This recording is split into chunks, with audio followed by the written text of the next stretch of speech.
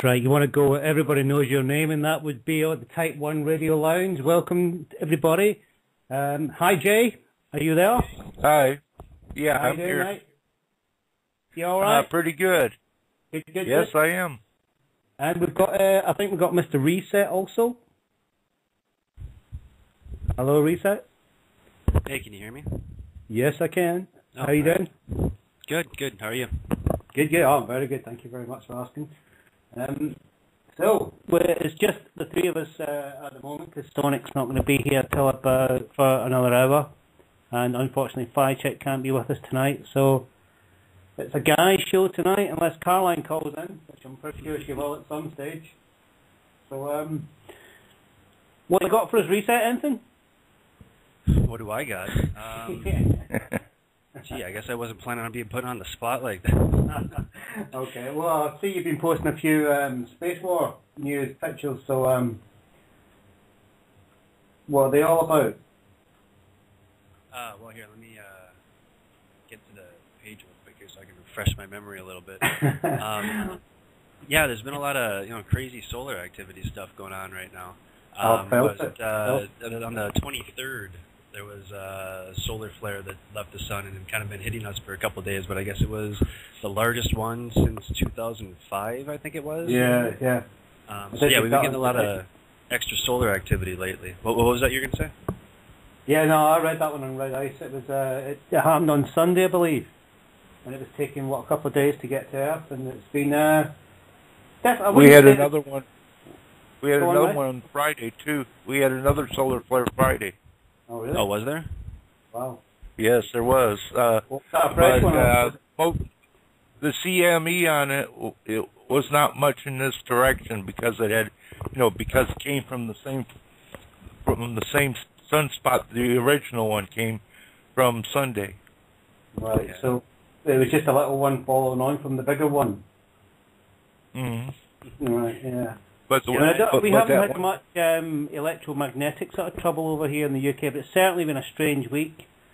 Like, I went to this town that's about 30 miles from where I live, and it's normally quite a busy, vibrant place, and there wasn't a soul on the streets. It was very eerie.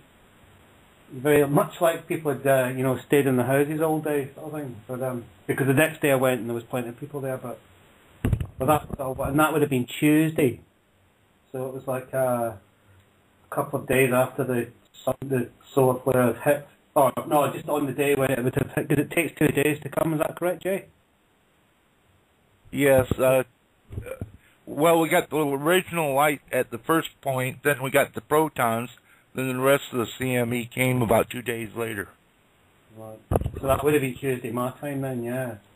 Yeah, it was definitely a very static atmosphere around the place. Yeah. You were walking around and you could see traces, if you looked through. Because I've been thinking about what you were saying, was it a couple of weeks ago, about watching the woods and watching for movement. Mm-hmm. I've been kind of doing that a bit, sort of thing, but I haven't been in that. I've only been in urban areas, so I've been trying it out there, sort of thing. And it definitely on Tuesday there was some kind of, like you were cutting through something with a knife, watching the colliding. Have you noticed any different behaviors in the people around you?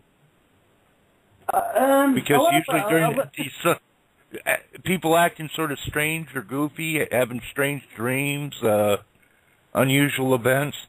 There's definitely been members of my family have been reporting very strange dreams, but people have seemed a bit vague, a bit not really there.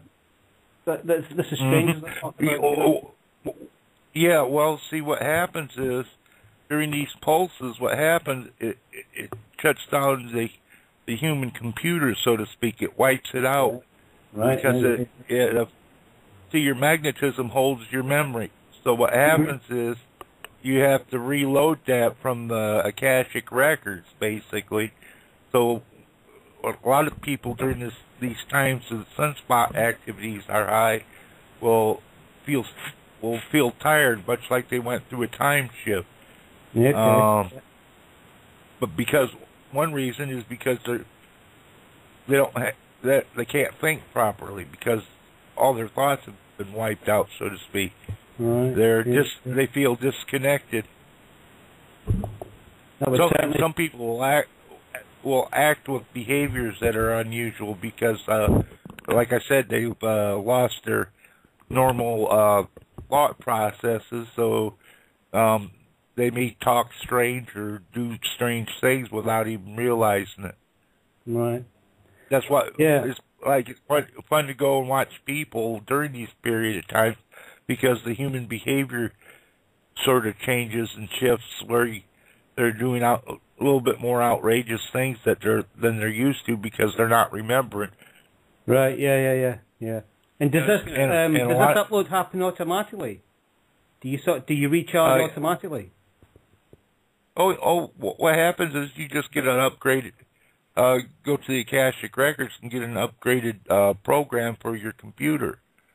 See, all these solar flares do is help you to upgrade your computer so you're not left with all the trash in programming that you had before.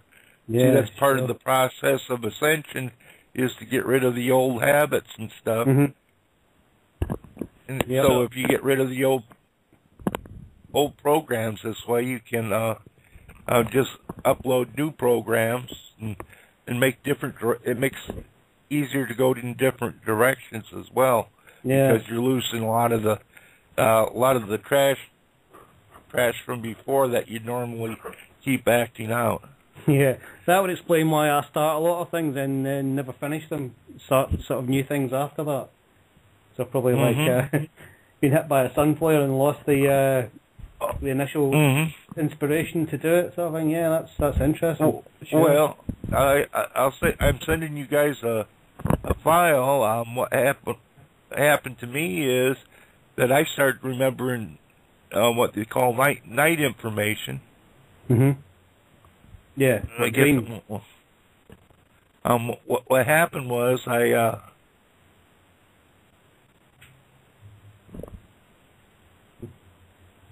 had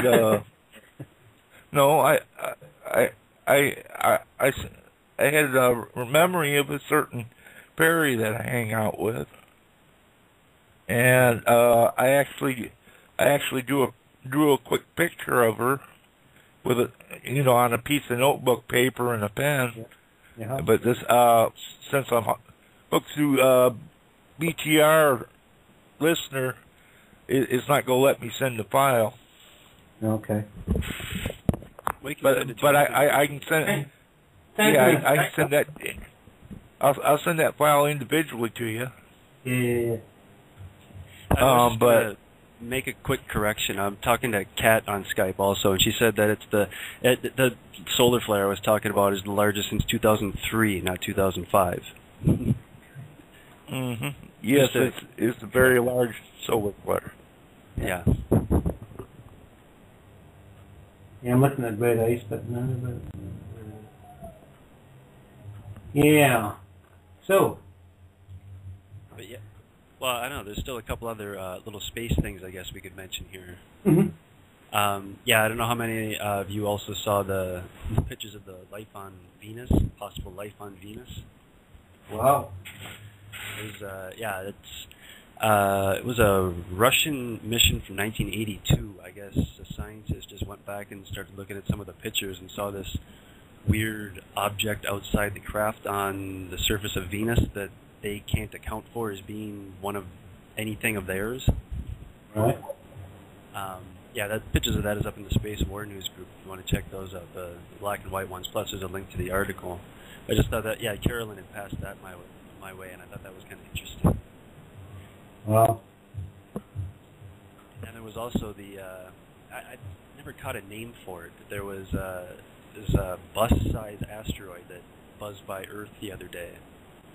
And didn't really get any mention until after it happened. Never saw that.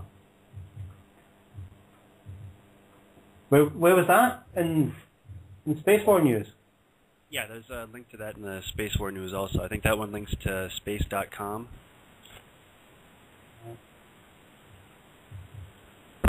Must have not been quite busy doing other things that aren't really going on much.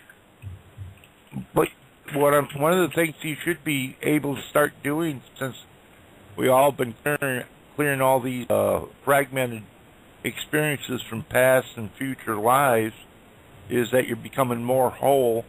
And what will happen is that if you should start now to try to do something that you don't normally do, because you with being more whole, you have access to the sort of the library of the universe, and you can actually draw talents and abilities right from that to do things, much like artistic talent or even music, acting, whatever. You explore new avenues. Yeah. This is a great opportunity during these solar flares and stuff to do such things, because the past is sort of dropping away, and the new us, the new portions of us, or the real us, as we get more real and more whole, we're able to do more things. Right. So you can try new talents and stuff that may help you you and your community in the future. Cool. Yeah. So, sorry, reset. Where's that picture? The new one? Is it the one with the red circle around it? With the what around it? With the red circle around it. Oh, with the red circle. Yeah, that was another picture from the same series of the Russian Venus mission, and they said, I don't know, looking at this, that it looked like some sort of scorpion type creature. Yeah. I don't know. Sonic says it looks like a blurred barcode. Oh yeah. But I don't know. Like I said, it came from the same series of photographs, and I don't know. I guess I haven't seen the whole series, but yeah, there's something there. I don't know what it is. Well, it could be a footprint, or it could be a fish, from what I can see. Anywho. Well, they don't want to show good-looking women, because then people will want to explore Venus pretty quick. Yeah. Talking of good-looking women, Jay. That's quite a nice as long as it's just small life, like insects, like scorpions. If they don't want you to find out about Venus, that there's intelligent races maybe living on the planet, what they would show you is bugs and stuff like that you don't want to have anything to do with. Yeah, sure. To take your mind off. Is this a fairy creature from Venus, you think?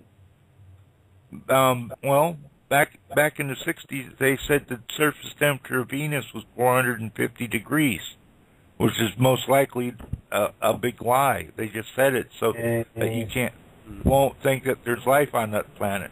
Yeah, and they, basically they said on Mars there's no atmosphere, but here you got the invisible space program that supposedly have colonized Mars, and there is life on it, and water and what have you. Yeah. They're giving a lot of misinformation and distracting you, so you don't want to actually go to these places or even think that they're inhabitable. But most planets are inhabitable to a certain extent, and more than one dimension as well. Yeah.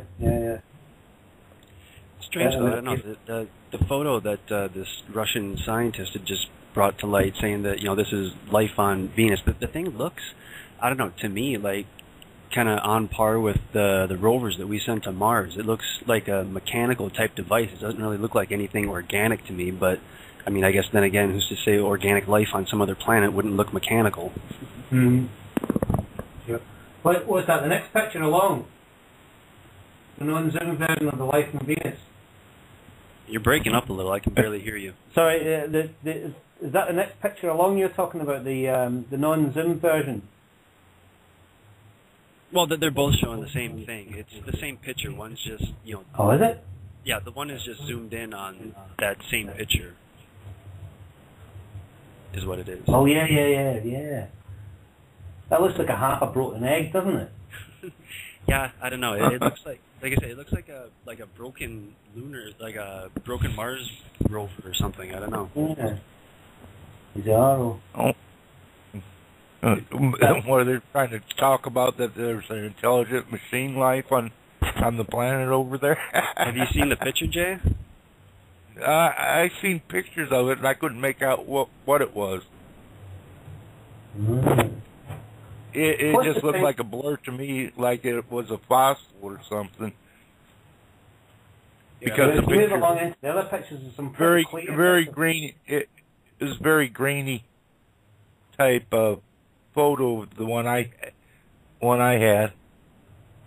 And check out that link I just sent you. That's maybe a clearer version than you've seen. Maybe, I don't know. Okay, I'll take a look. Hey, we've got an unknown caller on the line. Ooh. Hello.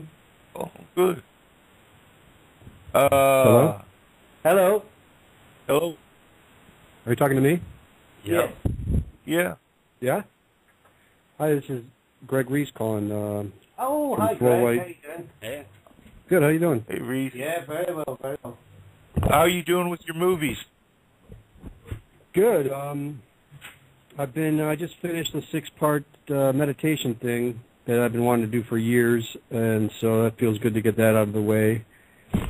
Now I'm sort of working on some stuff, collaborating with Metasabian, which is pretty exciting, and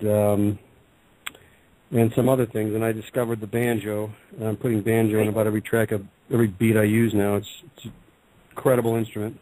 Yeah. What kind you got? Have you got a tenor or a open G one? I got tuned in G. Yeah, 5-string G. They're the easiest to play, yeah. How did your group ever come along with, we never really got many people into the sing-along group. Oh, yeah. I'm bringing that back, actually. I was busy. I was doing these meditation videos for the last, 6-7 weeks, and I was sort of single-minded on that, and so... Yeah. Oh, yeah, that was the one with the mobile phones, yeah. That one. The sing-along was based on a mangalam, which is a Sanskrit Indian chant, yeah. And I plan on finishing that up, and some other music. So the next few weeks is going to be mostly music and Metasabian stuff, that's really the fun stuff. So pretty excited about it. Yeah, we'll need to hook up on Skype and do that thing that you asked before. Yeah. You wanted to get a Skype choir together, is that correct? Yeah, I would love to. I'm trying to figure out, I haven't recorded off of Skype yet, but I imagine it's fairly easy, and I got some ideas. I'd love to take that pretty far, actually, too, but for now, I'm glad you reminded me that, because that is on the plate for things to do. Get as many people singing that as possible. Yeah, no, I'm up for it. Yeah. Download Skype Recorder, and you can hook up with Skype, and they can do the setup of music or whatever, singing. Well, Reese, I can do. I've got a studio here, so I can do mine and send you a file. It's not a problem. Okay, yeah, that's ideal. That's ideal. Yeah, actually, whereas originally thinking of trying to find people that. Yeah. Finding people that can record, and then you could even get some of your friends or whatever, have fun with it. Yeah. Well, me and Sonic and Fishik are all up for it, and Azov, don't know if you know him. We're the guys in Brighton, so we're all going to do. We all spoke about doing it before the holidays, sort of thing, and I guess it just got put on the back burner. So yeah. And you got Azov there too, don't you? Yeah, that's what I just said. Azov's an amazing musician. He'll do some. He's a very, very accomplished sitar player. Oh yeah. Yeah, and also with djembe, tabla. The tabla, the drums. Yeah. Very, very into all that sort of thing. So, and we've got plenty of recording equipment, and so we're set up here. Really? Just give us the call, man, and we'll do it. My dream wish is to find a woman singer who can sing like, Sufi Middle Eastern style singing. That's sort of my little. I have no idea how I would find that, but I bet you in England that would be easy to find over there. Yeah. You find a few. We've got quite a mixed sort of Bangladeshi, Indian, Hindi community around here, but they tend to keep themselves to themselves. So we don't really mix so well. But next time I get hold of one, I'll definitely. I'm sure that Azof's a guy who's got, like, you know, he's had recording contracts and all that in the past, and he knows lots of people. And he actually works with a Tibetan singer who's amazing. She's like she's exiled living in Germany, and she's like one of the top sort of what they call chanters, overtone chanters.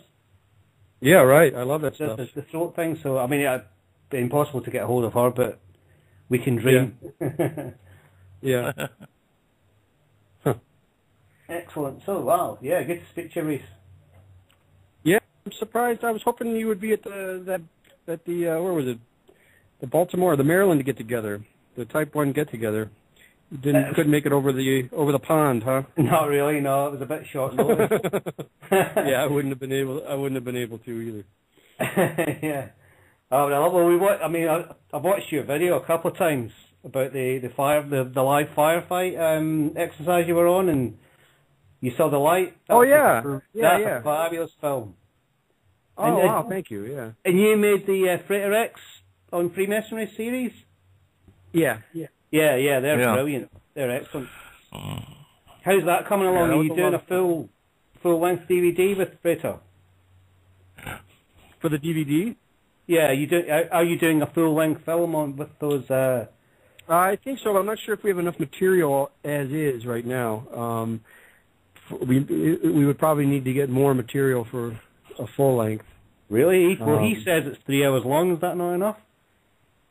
I think he raw material is probably about 3 hours. Probably 2 to 3 hours of raw material is probably accurate. Right. Okay. So there may be. I sort of boiled it down to the basic gist of what he was saying, which was what I found the most interesting about it was talking about how basically the Scottish Rite. The Scottish Rite one is I agree. That's fantastic.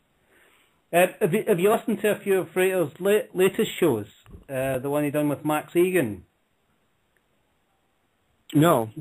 Right. Well, there's a bit in that his radio show that just reminds me of what he was saying about the Scottish Rite, and it's about, you know, have you heard about fracking, where they bomb the earth basically to get a little bit of gas out? Yeah. And basically in Australia, the Chinese companies have moved in there and they're fracking it, and they're buying the gas for 7 cents a litre and then selling it back to the Australians for 90 cents a litre. So it's kind of and it kind of reminded me of when he was saying about the way the Scottish Rite moved in and took over all the buildings and then sold them off and then rented them back to put them up to drain the account down of the societies and do you remember that bit where he was talking about how they just moved in and bought the buildings and bought the building and rented it out to them, or rented them back leased them back from the guys, so that all the money they had was then just disappearing, so there was nothing left in the kitty. Yeah. Kind of a strange, a scorched earth policy almost. Good vampirism. Except they're doing it with money, they're just sucking them dry. Yeah. Well, that money is the kind of almost. They don't have any. Yet they don't have any control because part of their contract for leasing the building is that all the control and stuff stays with the Scottish Rite people or whatever. Yeah. Well, they end up buying it back when it's hit rock bottom, which is a bit like what the sort of financial plight in the UK is at the minute. They're they're going through a lot of repossession. Well, the mortgage companies are trying to repossess a lot of people who are not, who are falling behind on their payments of their mortgages, sort of thing. And we were encouraged about 20 years ago to stop, relying on social housing and buy our own houses, and a lot of people did. So now a lot of people are finding themselves in a lot of trouble. It's kind of seems the way of the world. So they're going to have to end up going with social housing anyway. Well, yeah. I guess, yeah. Which means they get ripped out of all the money they paid into the building. Yeah, exactly right. And all the improvements. Yep. And it's not money anyway. It's just is just an electronic figure on a computer. It's just a belief. It's all fiat. Yeah. Yeah. So what have you been doing with Metasabian then, Reese? Well, you know, when I went out to the Baltimore meeting, I knew I didn't even see their comic. I just heard that there was going to be illustrators there.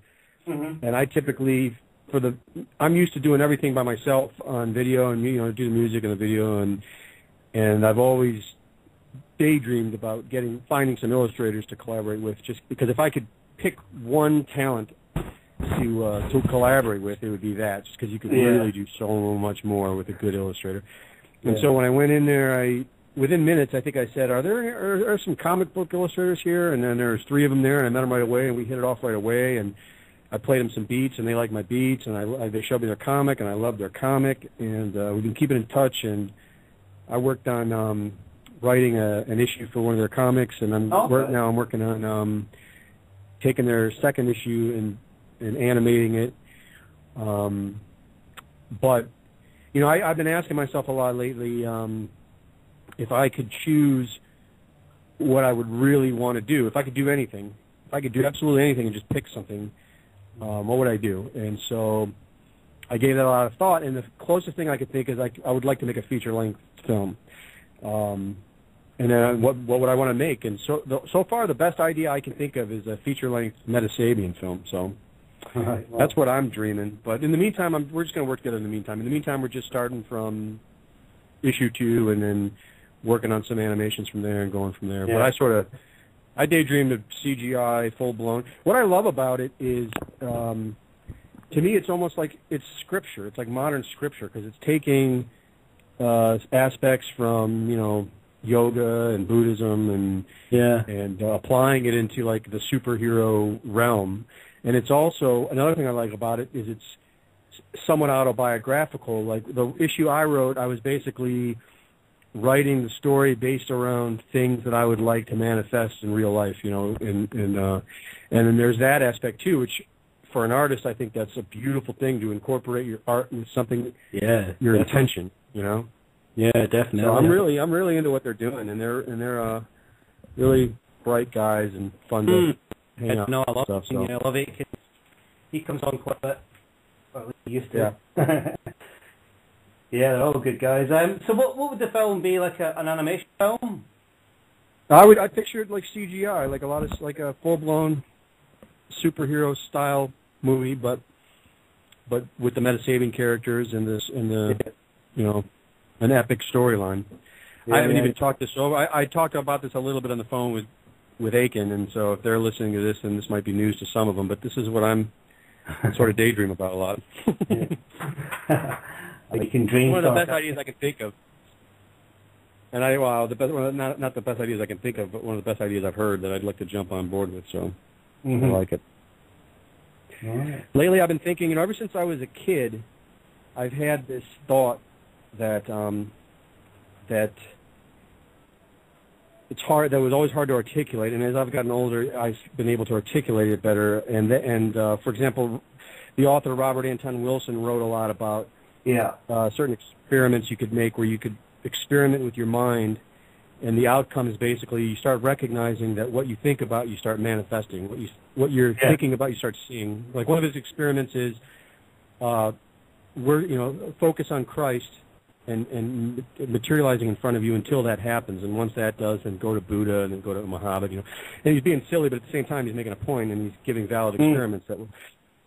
And so in my life, and then on and on and on, and just up until today, I'm really thinking that is really the one belief that I have above all other belief, is that things are the way you say they are, no matter what, you know. And there's the paradox of it seems as if we all have our own separate little universe that we have control over if we, you know, choose that control and control our thoughts and our minds and our beliefs.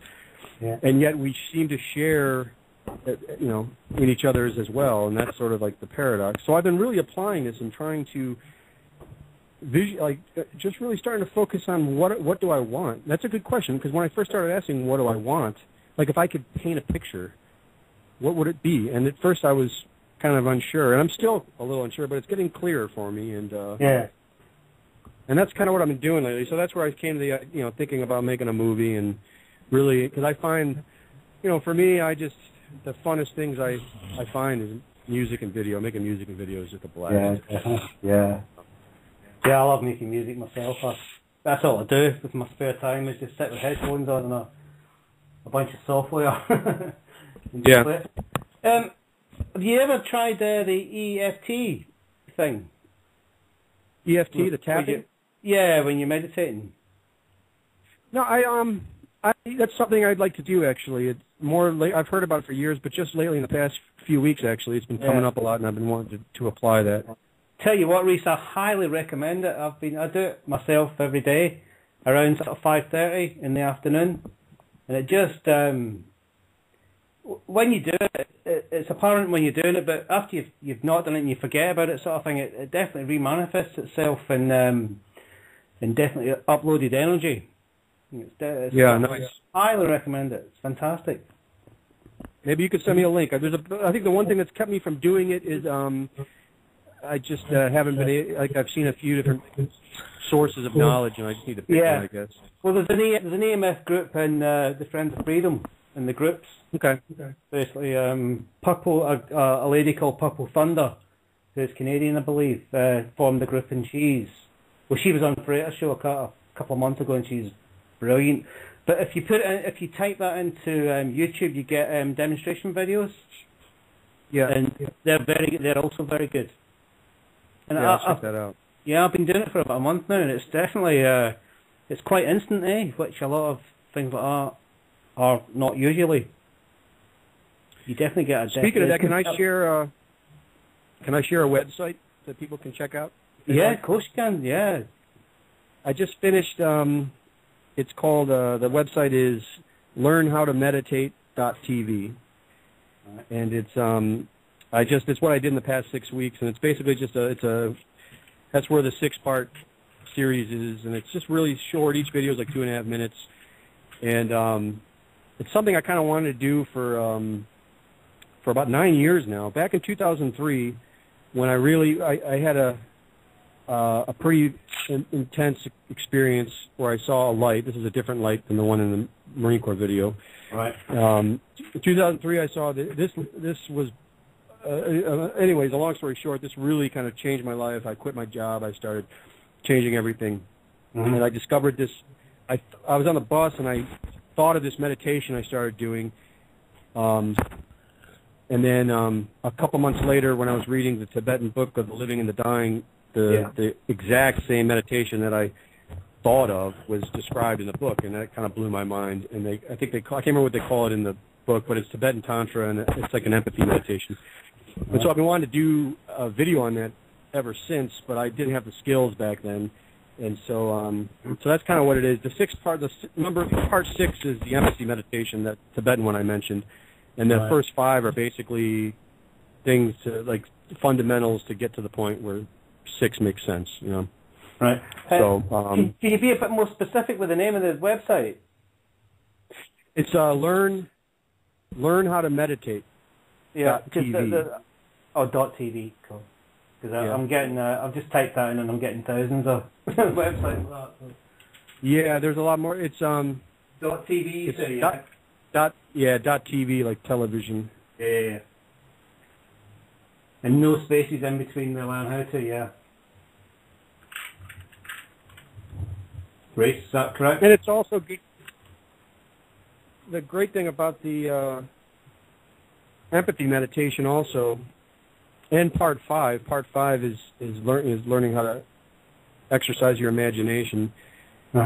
Is I don't know if this is true or not, but I used to assume that everyone had a very active imagination. I do. I have absolutely. And I always assumed that everyone does. And I don't know if that's true or not, but as I've gotten older, I'm realizing how important what imagination really is. Yeah.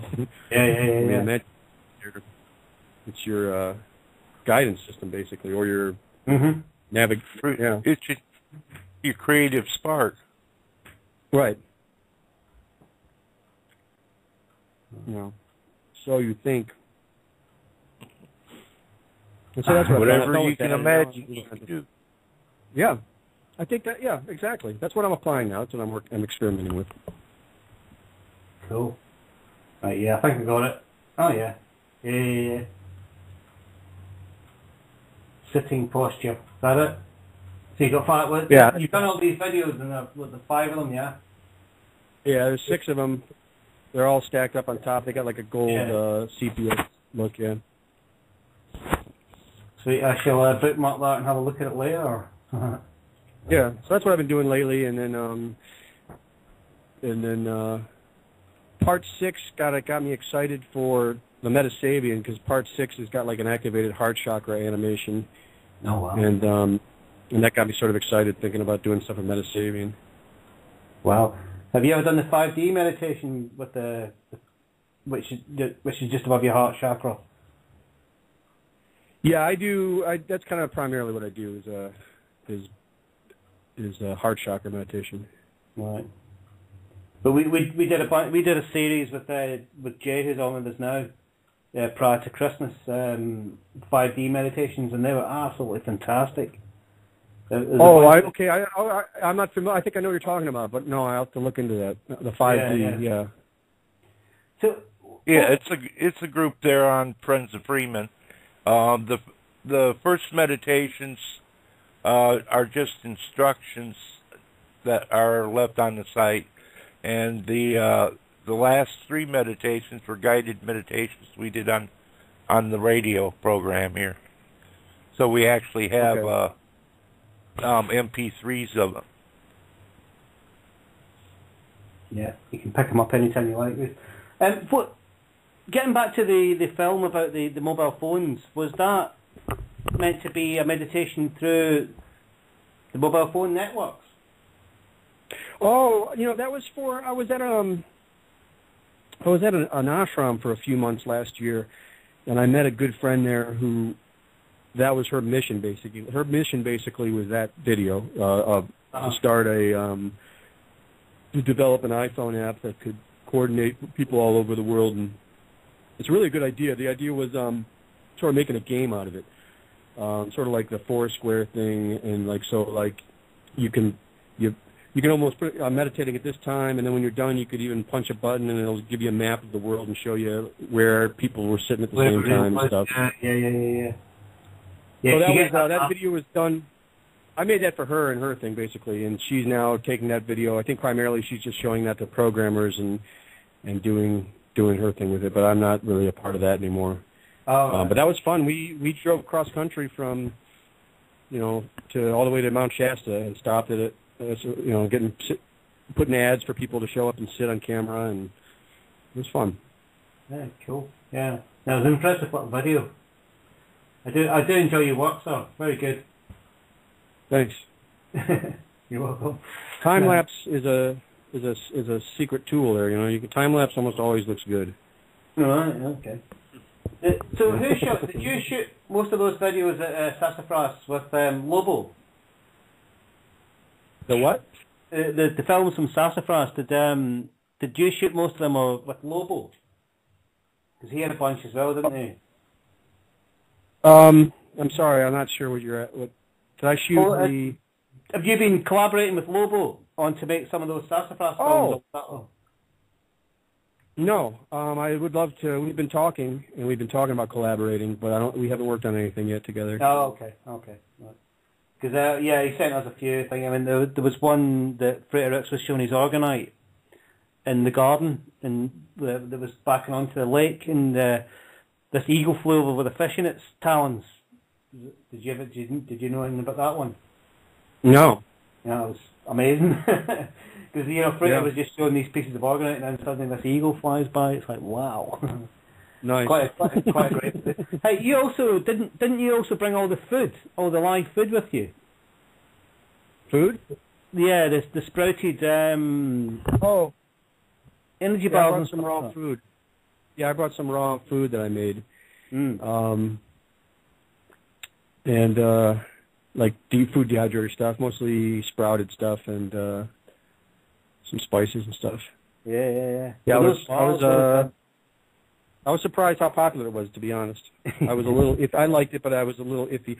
I like almost any kind of food. I'm very easy to please, so I'm never really quite sure if something's really tasty or not until someone else tells me. Okay. I know what you mean. Yeah. I make stuff all the time. It seems good to me, but people kind of put salt and stuff on it. You're like, oh, what are you doing? Yeah, right. Yeah. Excellent. Anyway, so do you fancy a piece of music? Yeah. Right. Okay. I've got a little something here that's from the 80s, which I used to like. It's called, have you ever heard of a band called In Deep? Yeah. Yeah, this is Last Night a DJ Saved My Life. Do you remember that when it came out, Reese? Yeah, I do. Yeah, fantastic. It's quite a, with all the technology that's around these days, when that was made, that was just, because you hear phones ringing in the background and stuff like that, and toilets flushing, and that was actually tapes. These days they just put it on the computer and play it through a keyboard. It's like incredible how things have changed. I mean, I had a sort of small techno deal back in the 90s, and I was offered cash, or I was offered equipment, as my advance sort of thing, and I took the equipment because it sort of it was a lot more, it was a better deal sort of thing. And I basically had about 5 or 6 keyboards with a small Atari computer and a Mackie mixing desk. And that used to take up a whole room, the leads and what have you. And now I've just got the size of what, a cassette, a video cassette, which has got orchestras and everything in it. It's just so mind-bending. Yeah, it's amazing. Do you, what kind of software do you use for music? Do you use Reason at all? Cubase. No, I've got Reason, but I don't really use it. I use Cubase with Native Instruments, complete, the complete thing of Native Instruments. I mean, it's done. Back in the day, I had several £1,000s worth of stuff, and like the setup I have now, which is 50 million times more powerful, is about $1,000. £500. Yeah, it's just crazy. But no, I had Reason on a Macintosh, but now I use PC because it seems to be a bit more reliable. But Reason is a very good. That's what Sonic does all his stuff on. Yeah. And that was the first one, wasn't it? It was done by Propellerheads, which had encompassed the whole thing, that the studio and the instruments in the same package sort of thing. Yeah. Propellerhead actually is the same. Cubase Steinberg, same guy, invented both. I used to use Cubase and Reason for years, and now with the new Reason, you can finally record audio on the new Reason now. So now I'm using only Reason. I love it. I've got the latest version of Cubase, and on there you've got something called Rewire. Yeah, which means you can incorporate. You can incorporate. Well, that's Propellerhead. So, yeah. Do you remember? Was it Recycle? That you'd basically a 303 and an 808 as a sort of combined little. Yeah. It was fantastic when that. Oh, you're talking about a Rebirth. Oh, sorry, Rebirth. Sorry, yeah. Yeah, really, that was the first thing I ever made. I think it was Rebirth. That was a big hit. That was like the first virtual instrument, I think. It's right. Yeah. It was the first combined drum machine and bass line. Yeah. Yeah. Do you know that the Propellerheads actually made a lot of music back in the 90s? No. Yeah, they had lots of hits in Britain. They're from Sweden, or they're sort of Sweden, Germany, and they had a bunch of sort of hits over here, along with Yellow. Do you remember Yellow? No. They were Swiss guys, and they were basically all electronic. They followed in the footsteps of Kraftwerk, but they took it to another level. They made software as well as music sort of thing, so they were complete. The archetypal boffins, I guess. Wow. And then, of course, Moby came along and stole all their ideas and sort of became a massive star. Yeah. Although some of his stuff's okay, I guess, but he's kind of faded away. There you go, Yeah, I'd like to send you some beats. I'm doing some new beats, and I'd be very interested in sending them to you. And seeing what you think. I'm putting. I just did one recently that sort of got kind of almost a dance beat, and I got banjo on it. And like I said, I can't get enough banjo. And a lot of people think banjo as being they think of it as like a bluegrass country instrument, and I'm starting to realize how like kind of unfortunate this is, because it's just a very unique instrument. Yeah. I love it, and it just sounds good on everything. It's almost the American sitar, isn't it? Absolutely. And on the meditation videos that I showed you, I use banjo on those and that music, and it does sound like a sitar almost. Yeah. Well, one of the best jobs I had years ago, because I play the guitar mainly, or that's where I started out from, and a friend of mine worked in a mental health, in the mental health industry, sort of thing, and I used to sit with this guy and play the banjo with him, because his father, he was kind of mentally damaged, sort of thing, and the only sort of memory he had of his family was sitting around the piano and playing banjo, sort of thing. And he couldn't actually do it. I tuned the banjo, the open G banjo for him, so he could just strum it, hit it no matter where he hit it, it sounded okay, sort of thing. And that was like, he used to just be beaming after we were doing it. And you're right, it's very, very droney. And with that sort of snare drum thing that's attached to it, it's just got this... It's like ringing bells, and it's real happy ringing bells. Yeah, exactly. It's a percussive sort of drone. It's fantastic. Very percussive, Are you aware of Mumford and Sons? Yeah. Yeah, the way they use the banjo is just...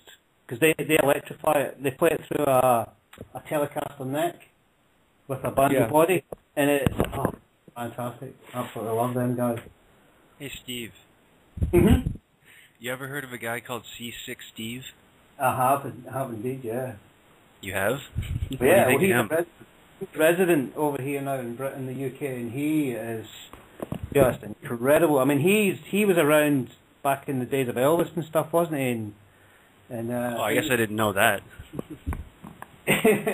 No, I just know he's got this crazy one-string banjo type thing that he self-built, and it's electrified. He just jams on that thing. Yeah, well, it's from there's a car in the UK which is half made of wood, half made of steel, called a Morris Minor, and they've got these great big hubcaps on them, and they're quite sort of unique to this car. And he welded two of those together and put just a pole up with one string. Is that the guitar you're on about? No, the one I saw was, I think it was a show he was doing at Leeds, I think is where it was, and it was basically, it looked like a 2x4 with like a soup can or something. The box one, yeah, the box guitar, yeah. Yeah. Yeah, he's an amazing guy. I don't know why he came to the UK, or why he came to Europe, but he basically left the States. I think the tax man was after him or something, and he ended up in Sweden. And in Sweden and Denmark, it's really expensive for booze in Sweden. So what people do is they get on the ferry ships and they go to Denmark and get absolutely, drunk, and then go back overnight, sort of thing, so because it actually saves you a lot of money doing it that way, sort of thing. And he would play on these ships, sort of thing, and he would get sick, and that's where he got his name, C6 Steve. Right. Yeah, he's an amazing guy. He is incredible. Okay, he lives in Oh, go on. So he lives in a bus, or he bought a big van basically and converted it. And he must be quite loaded by now because he sold a lot of records over here. Is he quite big in the States then? I don't think so. Yeah, I don't think he is. The only reason I heard about it was there was a guy at a party who was a military veteran, and come here, you guys gotta see this. This guy's awesome. He brought up this YouTube clip of C6 Steve, and that was my first introduction to him last year. Yeah, he is. He's amazing. Hey guys, I gotta go actually. Okay. Reese, it was a pleasure, man. Take care, man. Yeah, I gotta make it to an appointment. It's been great. Thanks for inviting me on, and I had fun. Yeah, well, have a great night. Send me your Skype details, yeah. Well, I'll send you a message on Friends of Freeman, yeah. Yeah, let's get in touch. Sounds good. Definitely. Nice one, Reese. All right. Take care, man. You too. Thanks. Bye. Bye-bye. There he goes. Yeah, see, I'm sure Freeman has got a C60 on some of his videos. What? Really?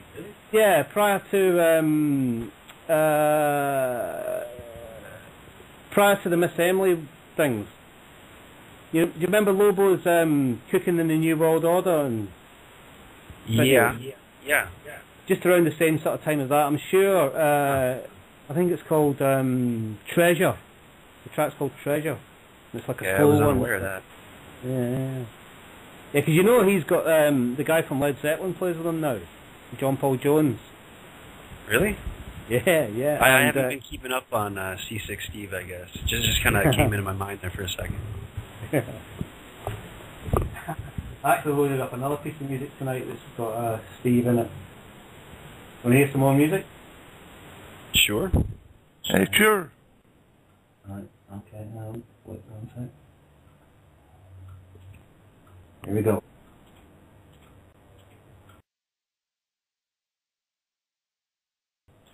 It's a theme from Fireball XL5. I thought it was quite funny because it's Venus and Steve Zodiac. It's quite odd. Do you remember that show, Jay? No, I don't. Okay, you never had that in the States then, no? Are you familiar with Jerry Anderson? No, I'm not familiar with him either. Right, he made all these puppet animations in the 60s, 50s and 60s. And, I actually thought it made it to the States, but obviously not. Captain Scarlet and Joe 19, sort of shows like that. You're not familiar with them, no? Oh, no, I'm not. No, okay. I'm not a big TV fan. But were you when you were a kid? No. When I was a kid, all I did was read, watch things like Three Stooges and things like that. Okay. You know, after school. Yeah. But you know, the less TV, the less programming you got. You know. Absolutely. Yeah. Yeah. Unfortunately, I wasn't so lucky.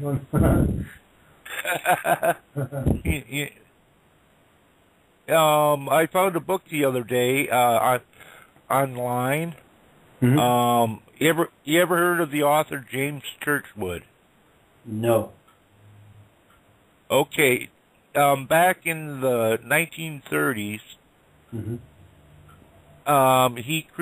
he wrote a book called Sacred Symbols of Mu. Uh-huh. Yep. Well, I found they didn't renew the copyright on it, so there's an ebook. Okay. And I just put the address of it on your. Yeah. I just got it now. Yeah. And it's very interesting book. See, Mu is where our civilizations really began out of. Yeah. And the symbols there are quite unusual, and you know, a lot of the portions of those symbols and stuff like that are used by the Illuminati nowadays. Yeah, but they all divine knowledge and stuff was known back then because they were in a 5D. They're still 5D in the beginning portion of Mu. Yeah. And later in 4D during Atlantis. Then after the destruction of Atlantis, we went into the dark time in 3D. Yeah. So we're just working our way out now in reverse with this these cosmic events that we're going through. Yeah. A lot of these symbols do look hermetic, eh?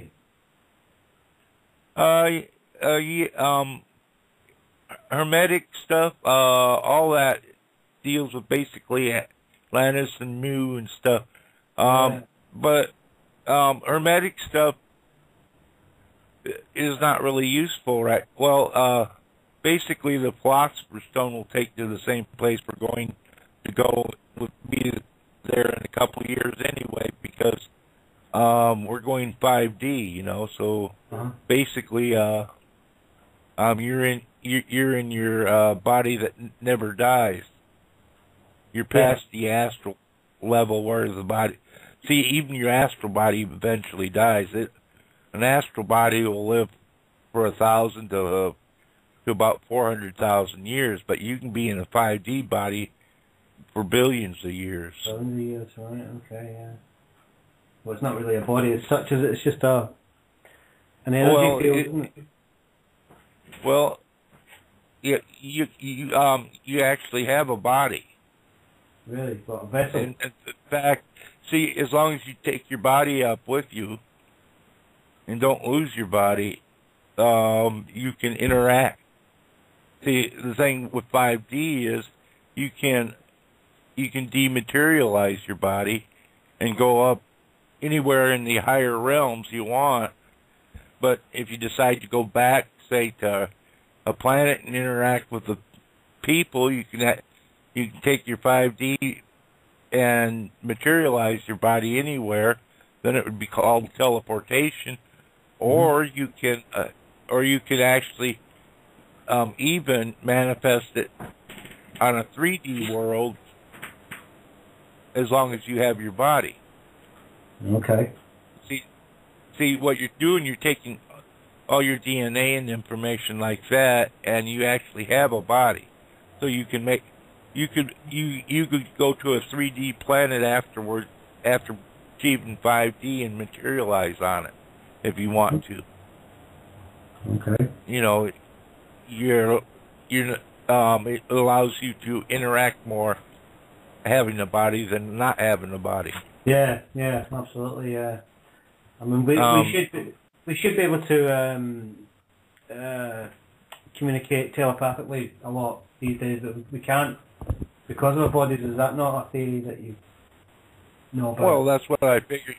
That's what I figure will happen when a lot of these bad storms get bad and the internet sort of cuts down. Is that will be around the time that we'll really begin getting telepathic with the collective.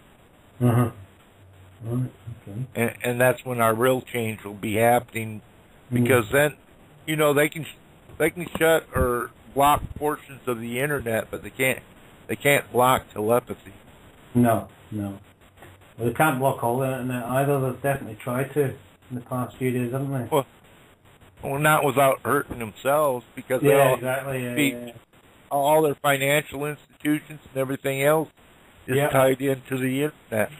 Yeah. You know, they've tied themselves into but they can't separate it. Yeah, they definitely dug themselves a bit of a hole with the internet, I believe.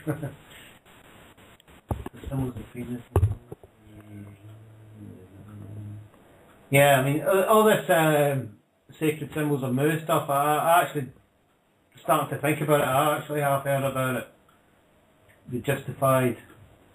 Well, there's a band called the KLF who used to go on about the land of Moo. Oh yeah. Now why I bring this book up is because right now you're doing a lot. You don't even realize you do it on a subconscious level, but a lot of the traumatic events from the past lives and stuff, you'll feel as aches and pains and emotions that don't seem to fit. And what happens is you're actually resolving those conditions that happened back then. So you pick up the scattered pieces of yourself that are sort of frozen in time in different spots. And when you do that, you become more a whole being. Pretty soon in this development, we'll start accessing memory, not only past lives, but also parallel and future lives as well, since they're all happening simultaneously anyway. Yeah. But I picked that book out for you because those symbols might cause flashes of memory for you. So if you even see a symbol that's familiar, it may invoke some memory of what you did back then and whatever, or it may even lead you to what you would call a psychic memory, where you remember how to teleport or maybe levitate or whatever. That's why that's why I listed those books for you, because they could cause the symbols may cause you to remember things that you want to remember anyway. Yeah. I mean, what I was telling Reese earlier about the tapping meditations, what they call EMF. Yeah, I'm familiar with it.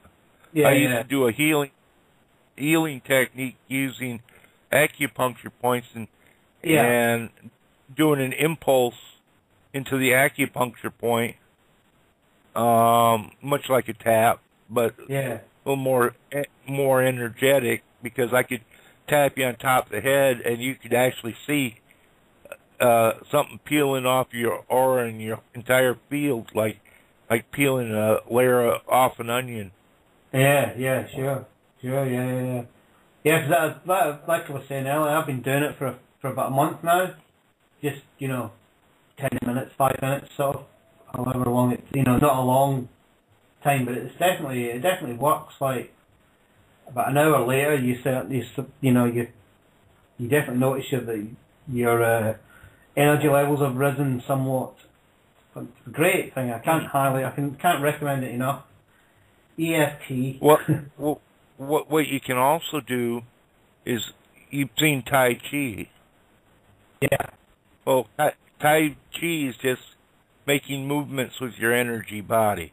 Yeah. If you just stand and relax and feel what you want to feel, then move your arms in certain ways, you can redirect your energy to flow in different patterns, which will clear up and cause them to flow better.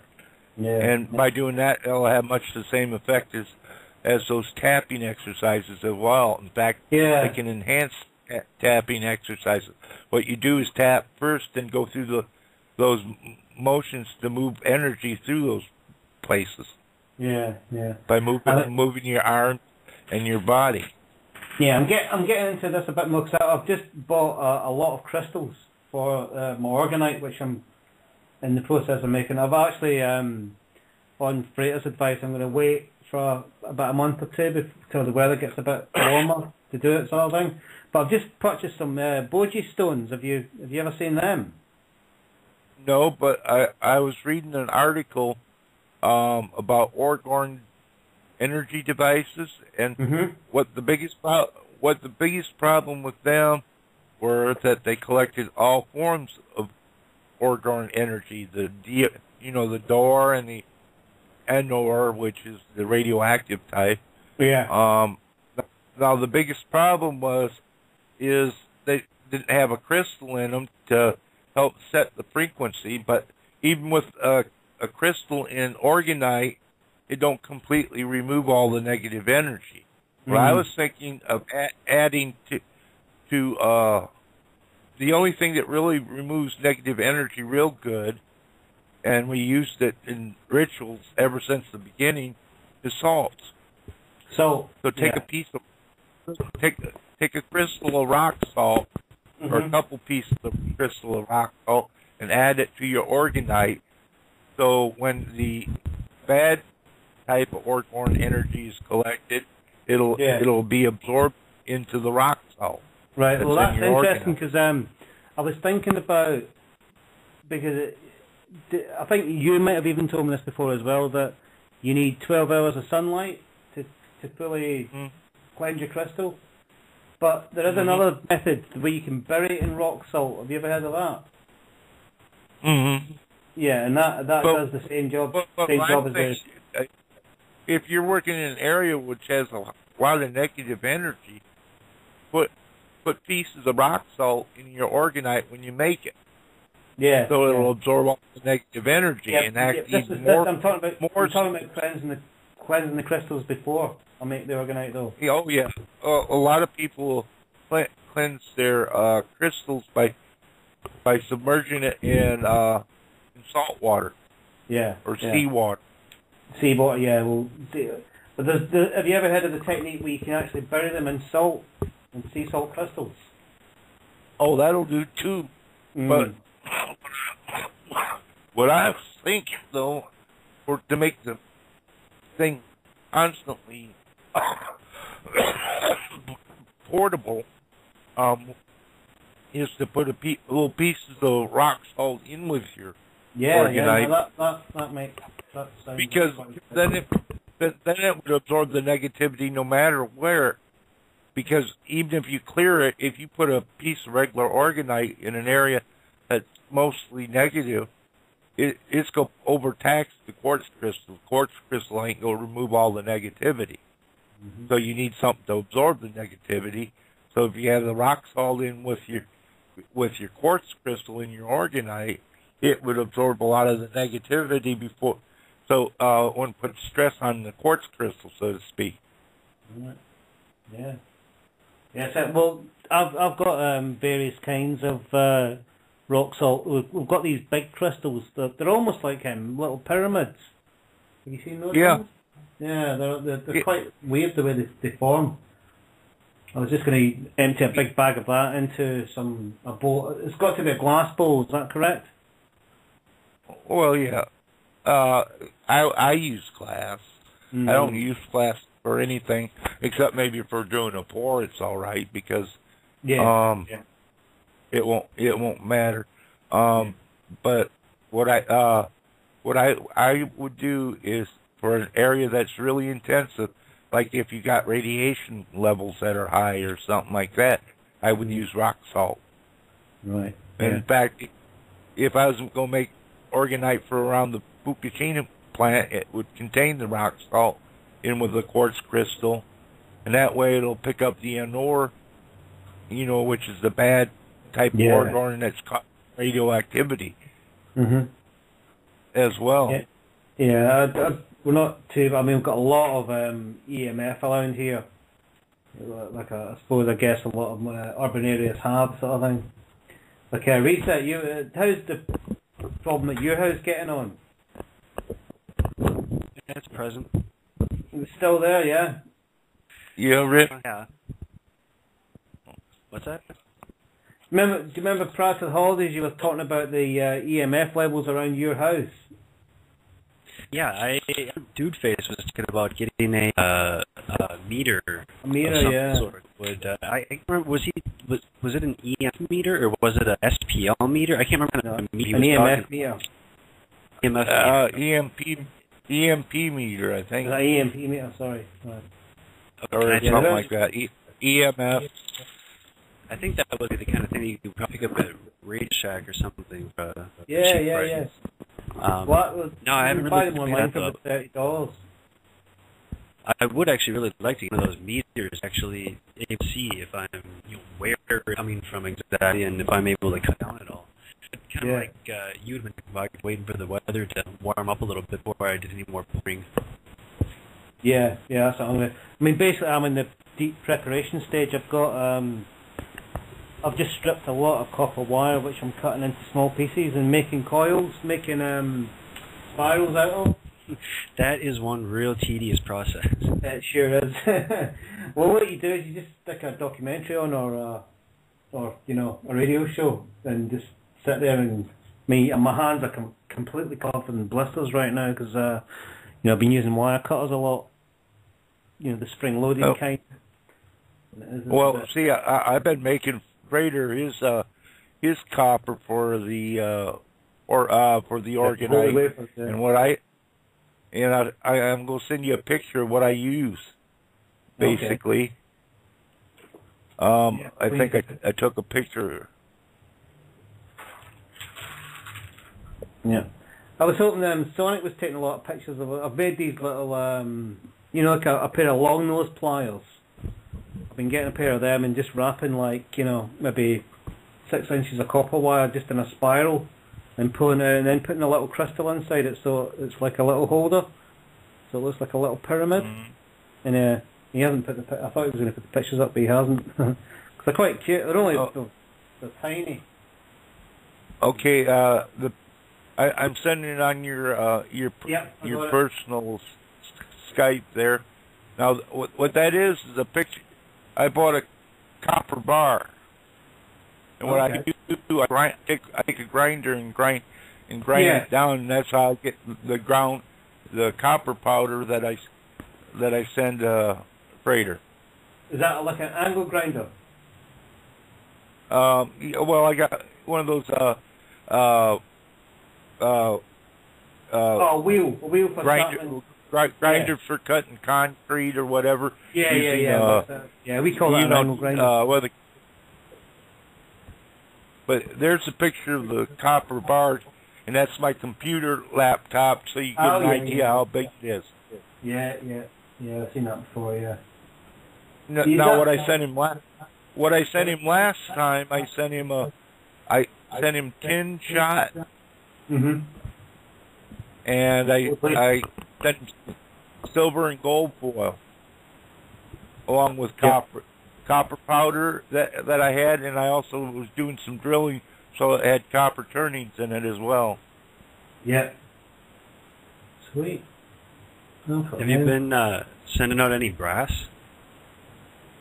Well, what I might do is go and get a. I may go to the local. I wouldn't get brass though. No. What I would do, I would go and get what they call bronze, and what I would do is go to a place that recycles metals and buy a piece of bronze and grind it down and use bronze, because bronze is used for making sonic instruments and stuff. So you may be able to want to make a organite that works that will also absorb sonic waves of sort. Hello, it's Sonic. Hello? Well, Sonic. You just interrupted James' whole flight. Sorry, mate. Yeah, Sonic. You're in deep thought there, man. We were talking about sonic waves, and all of a sudden you asked me. And he's got the sync book with him. Yeah. Here's the Sonic Wave. Here's the Sonic Wave. Hi, this is Ron Jeremy. You're listening to Sonic. You must reach one. Interrupted again. Who's he good? Yeah, you do. Excellent. I'm glad he turned up. Yeah, I've just finished work. And just drove as fast as I could. To the Sussex night. Yeah. Sorry, Jay. You continue, my friend. We're about bronze. We're talking about bronze for use in organite because of its characteristics to conduct sound real well. In fact, what I would do is take a very small quartz crystals with ground bronze and put it together. That way, you could absorb any sound pollution and turn it to orgone energy. That sounds like what I need. Because whatever's going around here is definitely something that it's got a sound to it. It's definitely sonic.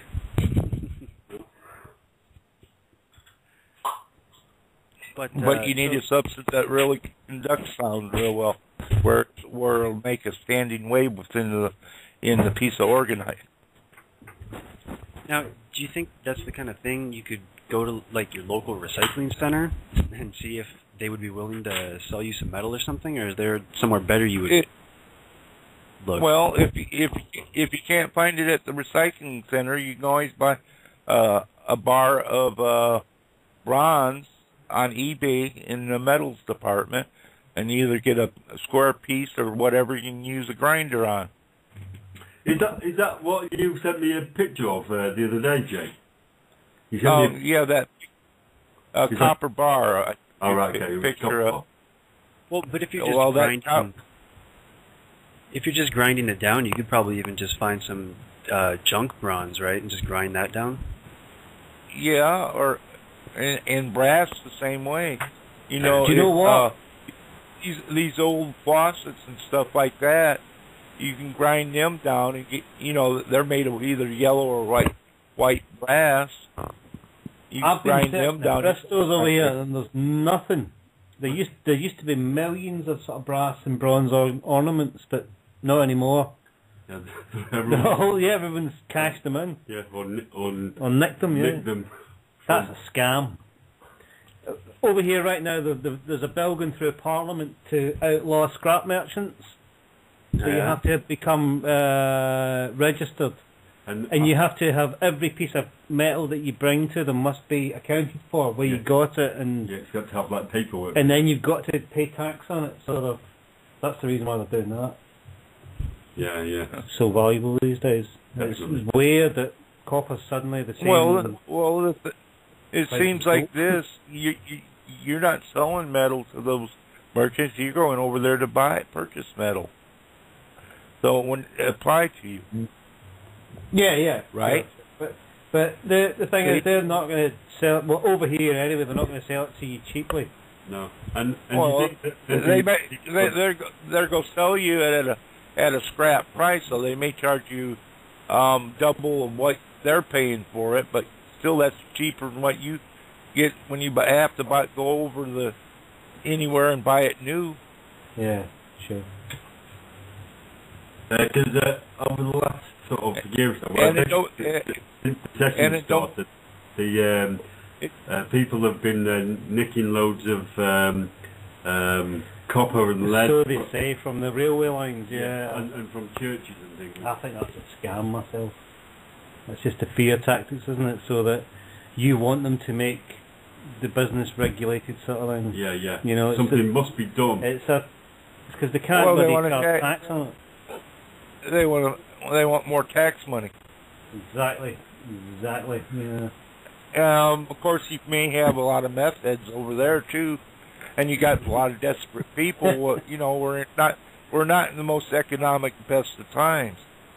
You know, so you got people that are stealing just to survive. Some of them just stealing to get for their drug habits, but you know that goes along with the course too. Well, you know, we can't discount it, but or do you think that it's a perceived bad time in the economy? Because I was listening to the latest Red Ice with Robert Davos, and he was saying that in Egypt you would not know that the accounts that the media are reporting and what he's actually experiencing in Cairo and other places. You know, people are out shopping, or the cafes are open, and you know, you wouldn't know that's occurred. It's definitely a scam. So it's like this one. Yeah. It's pumping in that perception into people. You checked this one out as well, the Southern Death Cult one. I've listened to all of them. It's amazing, isn't it? And that goes into the David Talbot, and I've watched the whole of the Electric Universe, which is just phenomenal. That's a mind bend of that Electric Universe, isn't it? Yeah. Well, I mean, this is the mind bend. You know, we could have been part of the Saturn system, and that was golden age, basically. No, golden age, yeah. And then the Silver Age, and then it's mad, isn't it? Yeah. Fly Chick's actually listened to it 3 times, and she's taken it with her in an MP3 tonight because she still just gets tingly when she listens. and listening to that, I think I might go back to the David Talbot and listen to that again to understand a bit more. Because now I've got a grasp of what they're talking about. Did you find the one I was telling you about? The not what with David Wilcox? Yeah. No, I haven't. No. Still never found it. Okay, well, I'll dig it out for you and send you. Because that's just brilliant. I mean, it really is. I think Caroline was saying that he was coming down off a crack sort of binge or something like that when he was spewing all this out. But he seems pretty coherent to me about what he was talking about. And there was some live stream this week, Project Camelot, with the latest dude, some Bill Wood. Bill Wood, right? Okay, I've heard that. Yeah. But on the screen shot of the live stream, that's to click there. David Wilcox looks really fucked. He's got like big red wrinkly so. Yeah, he's obviously quite worried still then. Yeah, I could imagine that he looks like he's had a big crack binge. Well, you know what it is. You know, if you had some real good death threats, can you imagine what Carolyn went through when she was raped during that period of time and beat up and her dogs and stuff were killed? You know, it leaves an impact on you. It produced the PSD type of effect on you. Yeah, definitely. Oh, yeah. It creates a new alter, doesn't it? Mm-hmm. Because you're trying to block that out. Yeah, well, you block it, that's you compartmentalising yourself, isn't it? Yeah. You try to. If you don't get control over it, what it does is cause fragmentation. Mm-hmm. And you start splitting up and creating alders.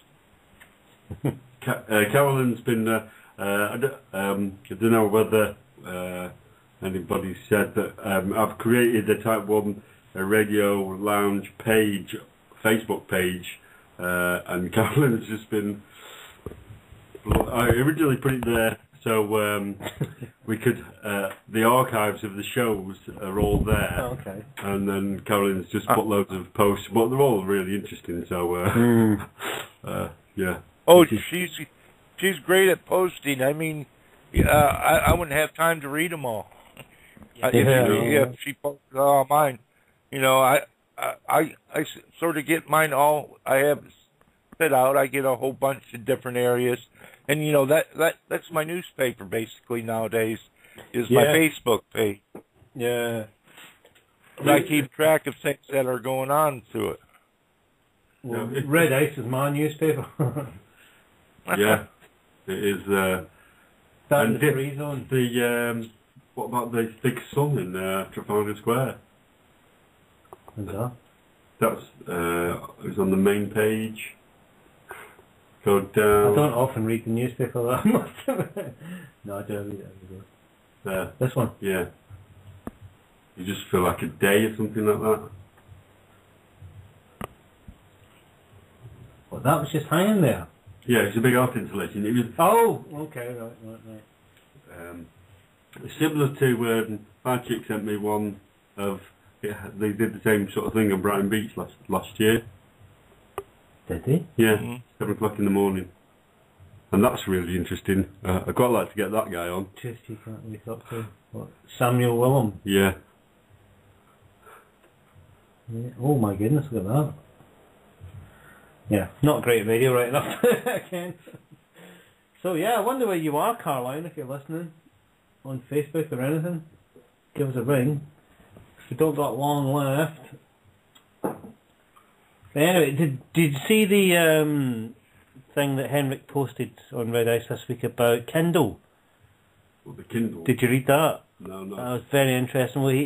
It's come, you know, obviously what Kindle means is you burn something, isn't it? You set it on fire and you get it to go. So and there's a burning books theory going around at the minute about Amazon and their Kindle thingy, because they've actually they've taken 1984 off their lists of Kindle books, and what they've done is they've actually gone into people's accounts and deleted the book in their computer. Yeah, they're fighting 2 cases. Did you hear that reset? Yeah. Yeah, no, it's kind of, I don't know. It one of the reasons I kind of been building up a physical library. I'm not.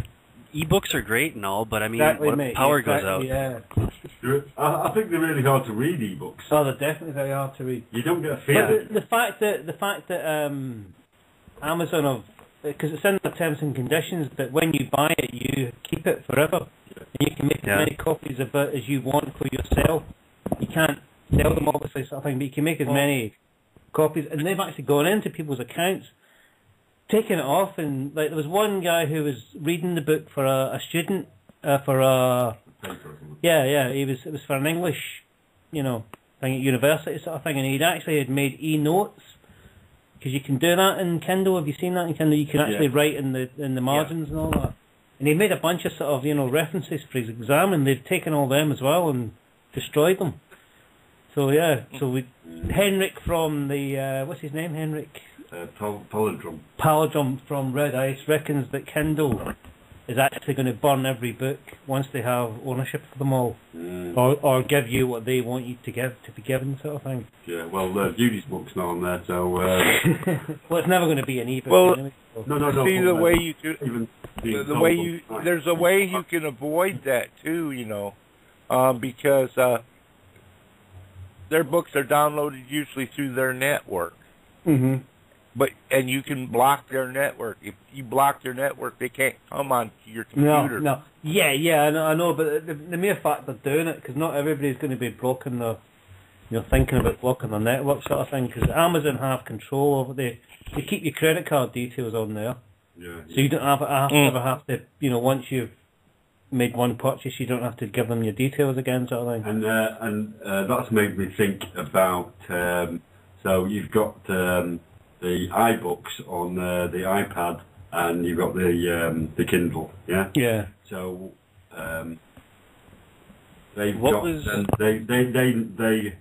sort of can limit the amount of knowledge that you being let out. Yeah. And you won't get books like the Sync book. The Sync book, definitely You won't not. get books by Joseph Peter Farrell. No. You won't get Duke's book. You say, we said, a physical libraries are the way forward. Definitely, yeah. Let's learn from Alexandria's downfall. Let's not lose the history once again. What was their reason for taking 1984 out of their book registry or whatever? I can't remember, but it's a stupid reason. Obviously. Obviously, if they figure if people would read that book, they'd realize it was happening right now. No, it was a weirder one than that, Jay. Yeah. But I can't believe that's what Amazon's actual explanation was, if you read this, you'll realize what's going on. They didn't say that. Yeah. Just look at No, they wouldn't. But the thing is, once you bought the book, if they remove it, then they're in breach of contract. Yeah. And did all these people get refonds? Yeah, they got the money back. The money was put back in the... Well, actually, they didn't get punitive damages because once they sold it to you, they don't own that copy. No, that's what you do. Yeah, that's what you pay for. Pay for, yeah. So you can get them for punitive damages in a very excessive amount. Yeah, I mean it's a bit similar to music from download sites that iTunes and such like, where because you're not getting the physical thing,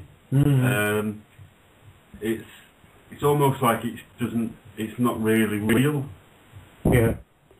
So because it is just notes and ones, I think Oh, it's real because there's records of it through bank accounts and everything else because you paid cash for it or your credit or whatever. Yeah, so there's always a record. I can't believe I can't find this. On his search. But I wouldn't buy anything from iTunes anyway. No, me either. I don't want to, because they want to make it so you can only use their software, and their software sucks. Yeah, besides the card sales tax on it. I think I bought an album from iTunes, and I could only have it on my computer and one under the device. So I remember trying to burn it for my sister. I shouldn't really say that. And that's another thing, burning CDs. 10, 15 years ago, if you said that you were going to burn a CD, you'd be like, well, what would you want to do that for? Yeah. Why do you want to get rid of it? Yeah. No, ebooks. If I would order a whole bunch of ebooks, what I would do, I would put them on a DVD. Mm-hmm. That way you can have an entire physical library with all these books, if you need them later on, that you don't have the storage space for a regular library. Yeah. A physical book takes up a lot of room, but you can put a number of books on a DVD. Yeah, you must get. And you'll have the information. Have you? I don't know how many open sourced ebook readers there are. Oh yeah, not yet. No. Oh, hello. Hello. Hi. Hey. Hi. Yeah. But like we were saying, the Kindle and Nook and iPad, I got to figure a lot of these have their closed source ebook readers. Like you have to buy it through their software and get it through them to be able to use it on their device. Yeah. Yeah, the e-reader I got, like 2 years ago was this one called Ectico. I'm not sure exactly how you pronounce it, but it's manufactured in Russia and it's open source, and it allows you to, put in your own, it's got removable memory, so you can basically load any kind of ebook from any source onto and load it into the thing, and it also runs off 4 AA batteries as opposed to having just an internal battery that you have to charge and you can't remove. It's actually a pretty slick little device. Yeah. How much was that? It was just over 100, I think. Oh. What, dollars? So it's what, 50 quid? Yeah, dollars. So I think. I got an ebook site I'm gonna give you people. I'm copying the address for it right now. It was editor's note. Oh, right. This thing, that's a real bastard. Oh, well, I'm gonna send it to you, Steve, and you can resend it because the address. I can't send it through BTLS or whatever. Okay. I have to go. I have to send it to your site. Yeah, I'll send it. But you can because you connected directly to the BTLS through the radio, so you might be able to send things. What, on the Blog Talk chat? I don't think I've ever used the Blog Talk chat. Hey, this is Internet Sacred Text Archive. I think I have that already. We have this. Yeah, this is on Freeman, the Friends Freeman. I also found another one. No, this is the actual site. This isn't the connection we got on our site. Oh, isn't it? Okay, right. And what these are all this is all, are they? This site even has Charles Schwartz books. Of the really? novelist thing. Hey, yeah, Jay, you I had a remember chance all to meet him once and I blew it. Charles Schwartz.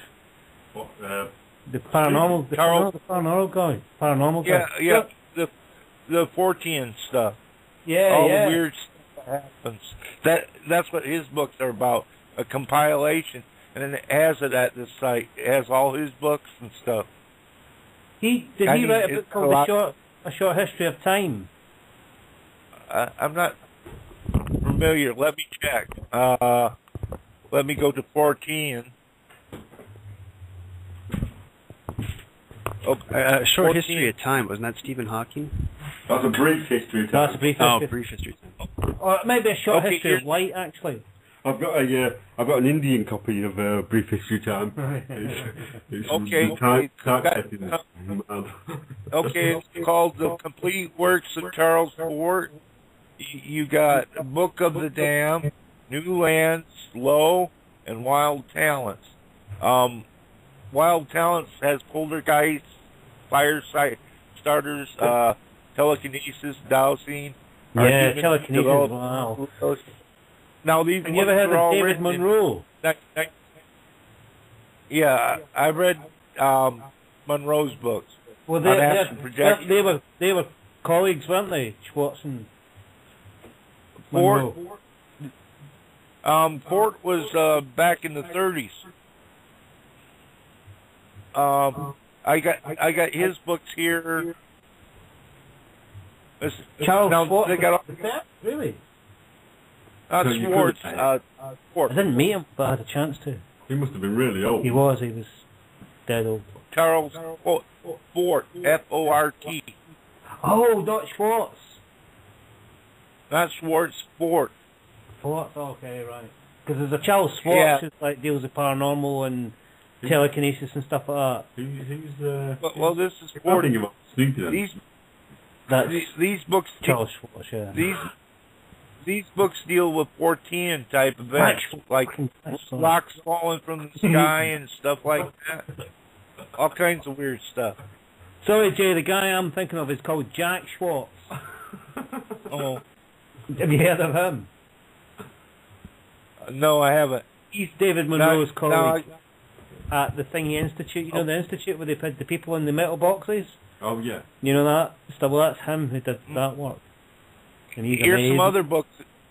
Here's some other books that are located at the same site.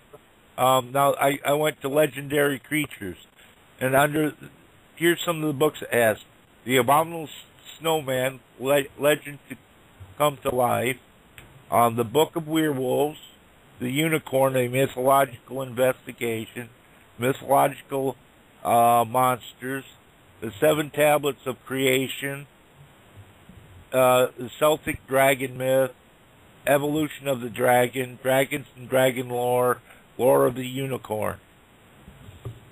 Cool. There's also extensive material on vampires on the Gothic page. Wow.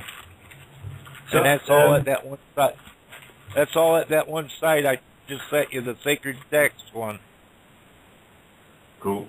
I mean, it has a book list that's out of this world.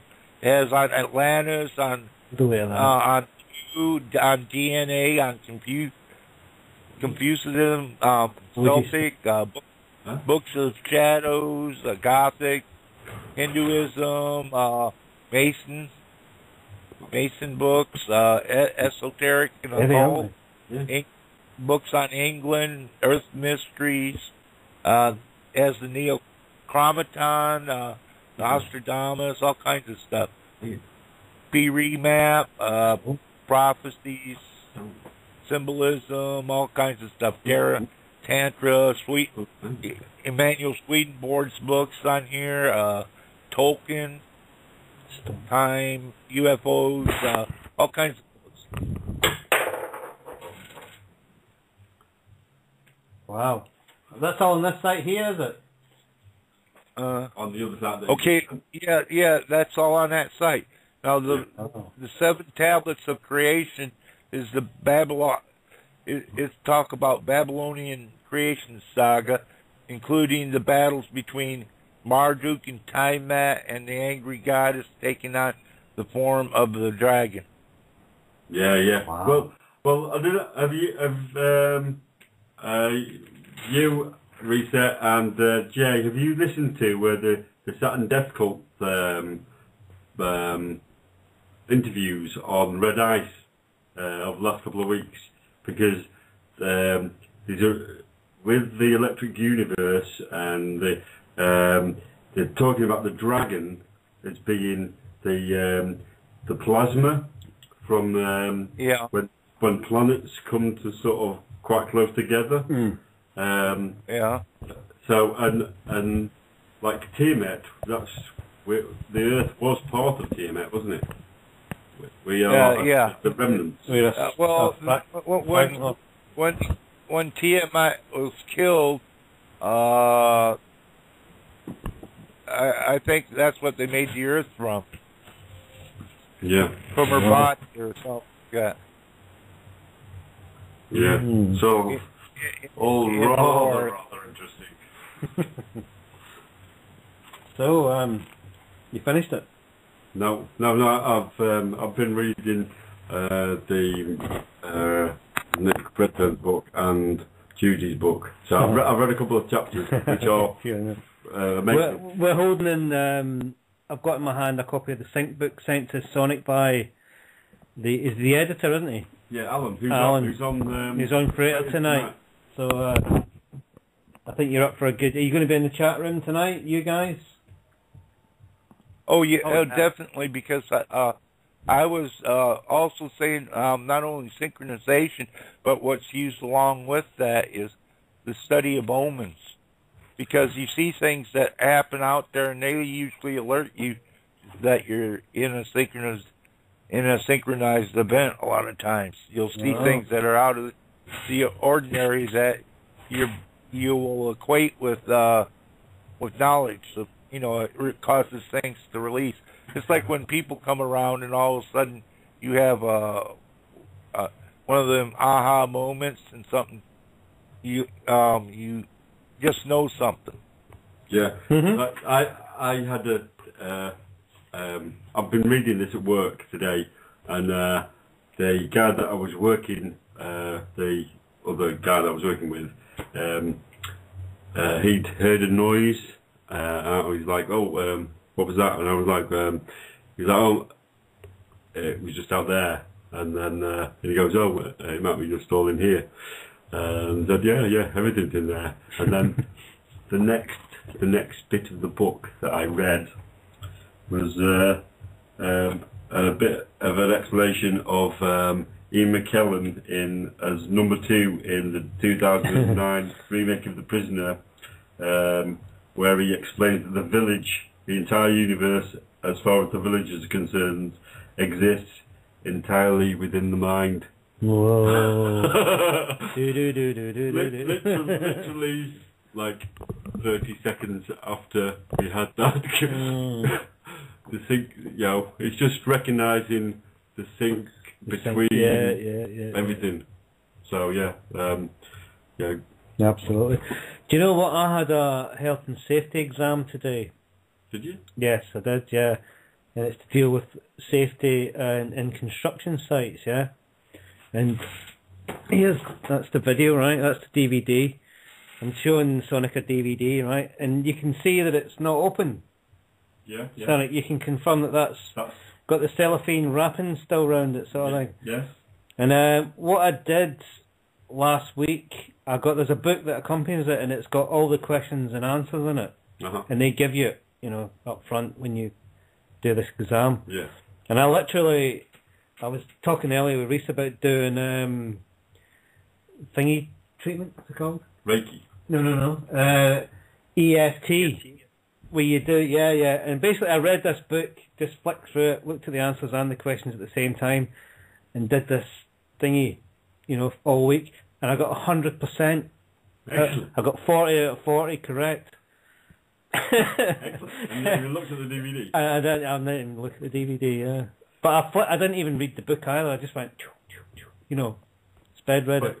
Yeah, but I'm sure working in the field that you do, a lot of the questions were very, very easy, for sure. Yeah. But, it's already in you, isn't it? There was a question that I didn't know, but I knew it because I remembered seeing the answer, and it was what colour fire extinguisher shouldn't you put an electrical fire out with?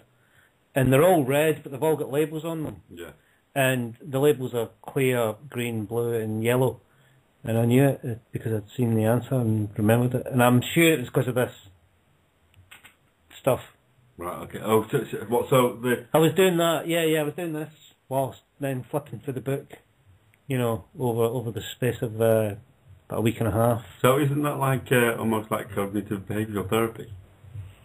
No, it's acupuncture. Well, that is. Yeah. But it could be, yeah. I mean, it could, well, I mean, maybe it's using the same sort of pressure points in the body as acting as triggers with cognitive behavioural therapy, it's using pressure points, or not necessarily pressure points, but points on your body to calm the mind down, to get it's recalling a safety place. It's like your not the answer that. No, because you're with cognitive behavioural therapy, you're using it to de-escalate yourself. Okay. With like phobias and right. Or so you it's like is that not hiding stuff though, as opposed to recalling it? Well, the people that are using this are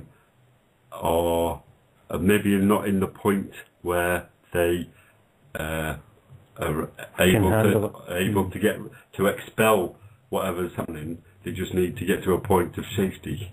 Right. Yeah. Right. So they could be that they're getting too agitated, so they need to calm. or they get they're start getting to a shout, or they're getting phobic about something, so they need to get into a safe place. Yeah. So it's not necessarily about. Well, how do they get in the safe place? Does somebody else touch them or not? No, they do it themselves. Yeah. Right. Okay. It's then yeah. I guess. But I was telling reseller, and I was talking earlier about I've been doing it and noticing, because you do it with the meditation. You do the moves with with a sort of mantra almost, sort of thing, and you can do it for as long as little as you like, but the effects are definitely profound, I found. Excellent. Well, I was noticing it through the week sort of thing, but when I actually did this exam, I did it in, you get an hour to do it, to answer 40 questions, and I was out there in like 15 minutes with a 100% score. It was quite odd. Yeah. And that was even going through it as well, because you get time to go back over what you do, sort of thing. Yeah. So it was it was weird, because I didn't actually, I knew I'd got, the two I thought I'd got wrong, I looked up in the book when I got home, and no, I was absolutely spot on. And it was the two that I recalled from, Excellent. from looking at the book. Have you ever done speed reading? Have you ever looked at speed reading? Where you just flash across it, you might do it with your finger. You got to be, I think, head obviously, flat on a table, and with your finger going over the lines. You can't sort of deviate. You have to do it the same every page. Right. Okay. And you're supposed to be able to recall it, because it all goes in, but it's whether you can recall it or not. Yeah. Because your subconscious takes everything in. Takes everything. Yeah. Everything scanned, is everything that's in there, sort of like. And rejigs it to create your universe. Yeah. Well, I find what works for me is EFT whilst doing it, sort of thing. Do that before, and then, but not immediately after you've done it, but do it, let it sink in and work, sort of thing, and then, be 20 minutes or 40 minutes later, go and do the reading, sort of thing. So that's it's almost like it's cementing it into you. Yeah. Well, like what we're saying, it gets cemented anyway, sort of thing, but it's the recall part of getting it out of there, retrieving the information, sort of thing. Right. Did anyone listen to the David Sereda thing about about what he was saying about putting live living crystal and attaching it to living flesh, sort of thing? Did you hear that bit? Yeah, because we are crystals, aren't we? Yeah, we were saying. Was he not being a bit transhuman, do you think? Yeah, maybe. But he was. I think he was. From what I was getting of, to listen to Freight Show and to listen to the Red Ice one, and he was sort of saying that we are already. Yeah, we're already crystal. Yeah, we're already mineral and the transmitter receiver. The conductor and semiconductor. and it's how it's recognising that, isn't it? It's recognising, and that's all everything is recognising what light it is.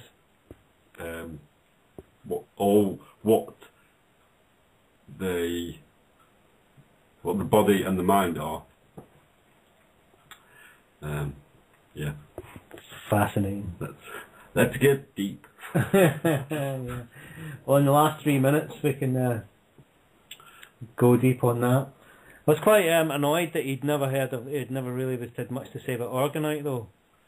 Old David Sereda. I thought that was he was saying it's because you can't measure it, because you can't put a reading on it, sort of thing, and that was the excuse for not looking on it more. Well, hopefully Freya's put him on. Put him right, yeah. Because surely with the sucker punch, you could, because it's creating a signal. Yeah. It's creating an audible signal, and that's going through the crystals. Yeah. And it's a while since I've seen that video. It's got crystal and it's got orgonite. Sucker punch? Yeah. Not necessarily. Not necessarily. Actually, all it's creating a scalar wave. Basically, your orgonite's a passive torsion field generator. It collects the torsion energy around the area. Okay. Now, if you got once you got a signal frequency, it's considered a scalar wave. You understand? Just to come in there. Talking about all torsion fields and things like that. Has anybody heard from Brett or Brandon this week? I heard, he sent me a message like Monday saying that to like ring him. So I rang him, but he never answered. Yeah. Great. I hope they didn't get arrested for. I hope they didn't get arrested again for smoking in the smoke heavily area that they're at. Yeah. Oh, that's... So I'm just hoping that he's secured a Nassim interview or even recorded it, because Gregor had a meeting with private meeting with Nassim, and I'd quite be interested to know how that went up. Yeah, absolutely. Because Nassim was pretty interested in that. He was impressed, wasn't he, during that thingy? The octagram. Yep. Okay, Yeah. folks, we've got just a few seconds left of the live broadcast, and we'll be going into the podcast. So everybody who's listening live, thanks for listening. Yeah, See you next week. Yeah. Take care. And I'll be here for the whole of the show next week. Woohoo! Bloody work. Oh well. And I'll go to the Type1 radio page on Facebook, or Vincent Freeman. Check out all the stuff that Karen's put on there. Yeah. And don't miss Alan on the Greater Rexy show. Yeah. Take care. Bye. Right, we're going. So Reset and Jay, it's just us. Hey there. It's just We don't have exit music anymore? No, well, Sonic was in full flow. I didn't want to upset or not upset him, but some. Oh. What? We haven't got much music. Well, we've got some. Yeah. Do you want to hear some music? Yeah, go on then. What do you fancy? Whatever you want. Um, And I uploaded a podcast, an hour and a half podcast to the Smoke weed every day. lounge this week of my tunes. So yeah, if you haven't already checked it out, check it out. It goes from chill to dark drum and bass, and then back again. wow. So that's on the Facebook page. Say again? Those are all loaded onto the Facebook page? They're linked on the Facebook page. Yeah. Okay. Because that Blog Talk Radio feed in the Type 1 radio chat room on the Friendship Agenda site, that thing's still... The last new show in there is the one with Megan. Yeah, that's because I asked Freeman to because he's got administrator rights. I haven't, or we haven't, and I asked him to embed the new Type 1 lounge in there, but he's been busy. Oh, that's what's happening. That's why it stops updating, because we keep having to switch the name out, and it's the Blog Talk Radio widget for the old account. Yeah. Okay, I didn't get that. And so that's why I've created the Facebook page, so it's all collated into one page. Okay, that makes sense. So yeah, because otherwise they seem to get lost around. Yeah. Yeah, and I know I had downloaded the first couple from iTunes, but I guess they stopped because, again, the network name changed or whatever. Yeah, and I think I RSS'd the first lot of them, but then I haven't done that for the. There's just there's not enough hours in the day. I just don't know what you're talking about, so I can do it. I've been working. Yeah. I know I've got a bunch of stuff to be getting on, this sort of thing. So have you been cutting up metal recently, Reset? Yeah, I've been preparing some stuff. I don't know. One of the things that I had Do you use any kind of aluminum? Yeah. What are you using for aluminum? Do you mean aluminium? Aluminium. When what is your TV aerial cable made of out there? Or what cables? Yeah, is it coaxial cables you got Jay? for TV? What? Do you have what kind of cable do you use for your aerials in the States for your TV? Yeah, go from the wall socket to the TV. No, the wall socket to the aerial. Oh, right, okay. Copper, Antenna. isn't it? Oh, you're talking. We call them antennas here. Right, antennas, yeah. We most of us use digital now, so most of us have a digital amplifier type ones that you buy from the local store, Okay. and they got like electronic preamp boost on them to boost the signal before they go into the television set. Yeah, but what is the cable that the signal runs through to the TV from the antenna? They're regular cable. Is it coaxial? Because the ones we have in the Coaxial, UK, yeah. the ones we have. Yeah. Well, that's what I use for aluminum reset. Okay. If you rip one of those apart, you get like a very fine copper mesh over aluminum, and then a plastic sleeve with another copper wire going through it. Okay. And if you strip that up, I guess I'm not entirely sure if ours use aluminum or not. okay. No, but the cable here is made of steel. Oh, is it? Coaxial cable is made of steel. They use iron cores and they use like a stainless steel mesh on the outside as a That's shielding. aluminium, isn't it? Yeah. It's not aluminum. Yeah, it's definitely aluminium. Aluminum. Definitely not steel. Not steel, no. Well, yeah. No, anyway, it's made out of a stainless. It's a stainless steel they use. All right. And I've It's from Sheffield. You see, aluminum don't shield magnetic, and that's why they use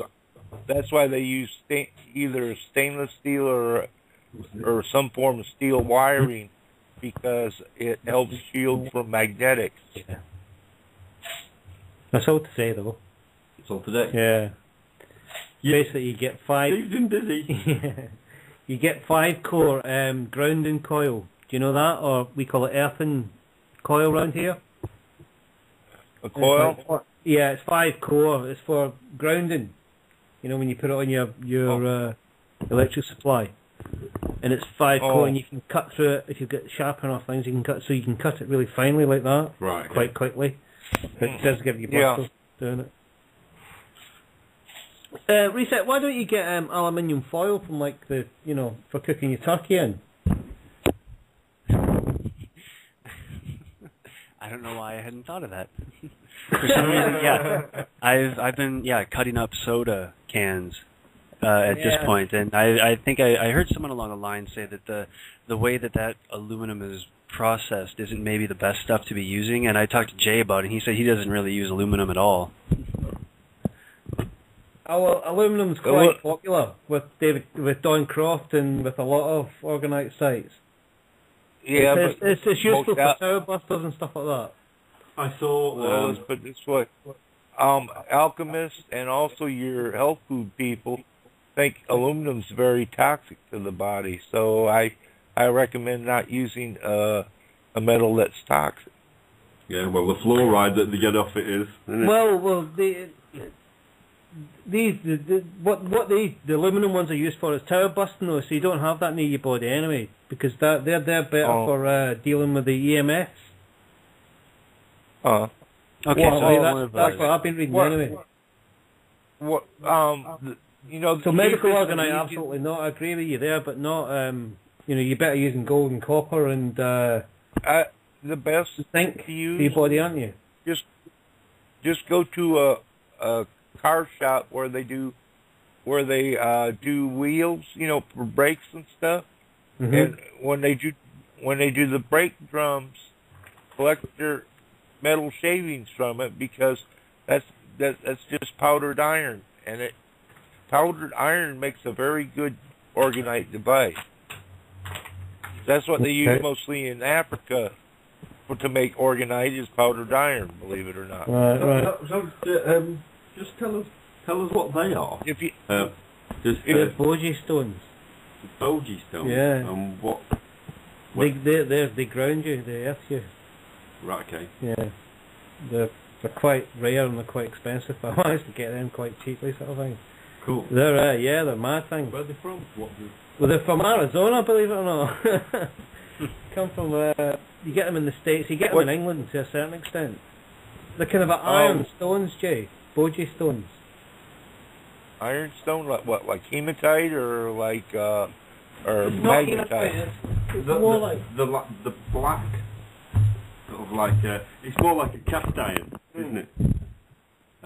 Cast iron. Is it a black? Does it look like black glass? No, it looks like shiny. It's not dull. shiny. It's kind of dull. It's got a slight sheen on it. Are you getting his crystal book out? Crystal Bible out. Are the Apache tears? They look quite tearful. They are tearful. The male and female, actually, there's two of them. They're quite something, isn't it? They're a couple. Well, see, they got a stone here they call Apache tears, which is basically a black volcanic glass. Right. Right. Okay. Well, it doesn't look glass-like. It's It looks more like a cast iron Bogie stone. There we go. Bogie stone, there we go.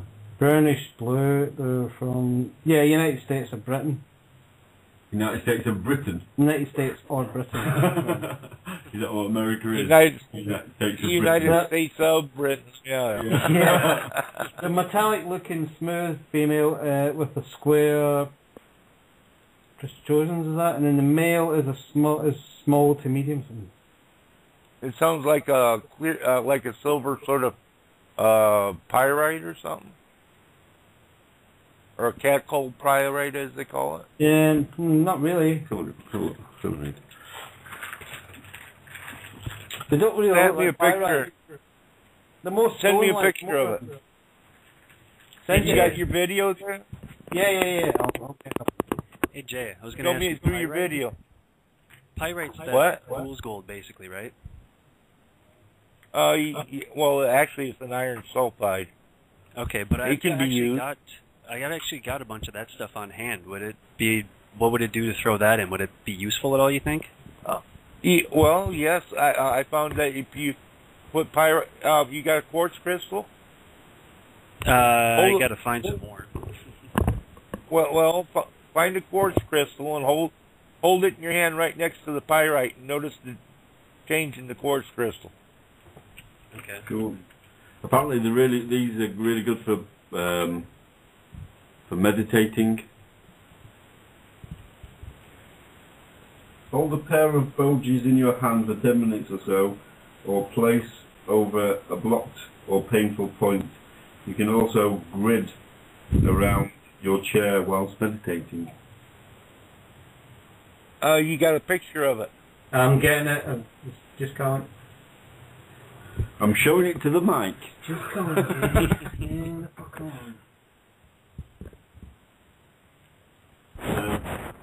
Psychologically, Bogie stones throw light on blockages at all levels. They clear blocked emotions and heal hurtful memories.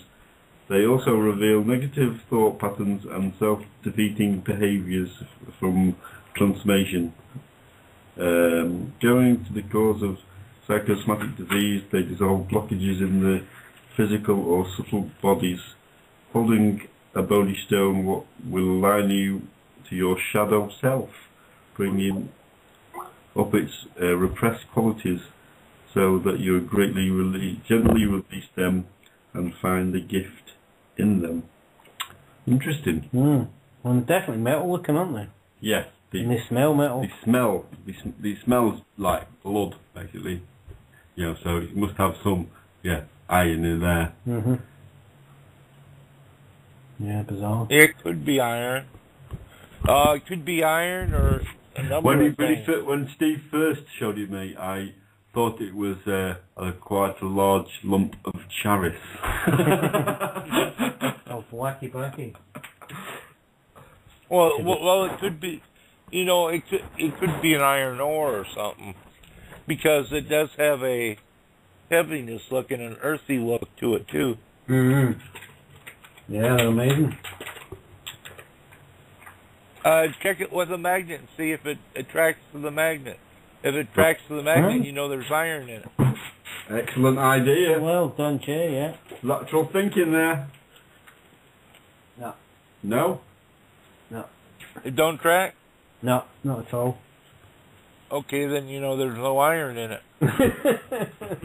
So why do they smell? Why do they smell and look metallic though? That's bizarre. It definitely looks like a... it looks like a rivet head. Yeah. It's been bashed a little bit. Yeah. They're You know what amazing. it could be? It could be a copper ore, especially if it comes from Arizona. These are... Oh, look at that. Yeah. I better not do that there. I can tell you how to figure it out if it's got copper in it. Take a drop of vinegar. Take a drop of vinegar and put on it, and leave it exposed for a couple days. If it starts turning greenish color, where you put the drop of vinegar, it means there's copper in it. Mm-hmm. Yeah.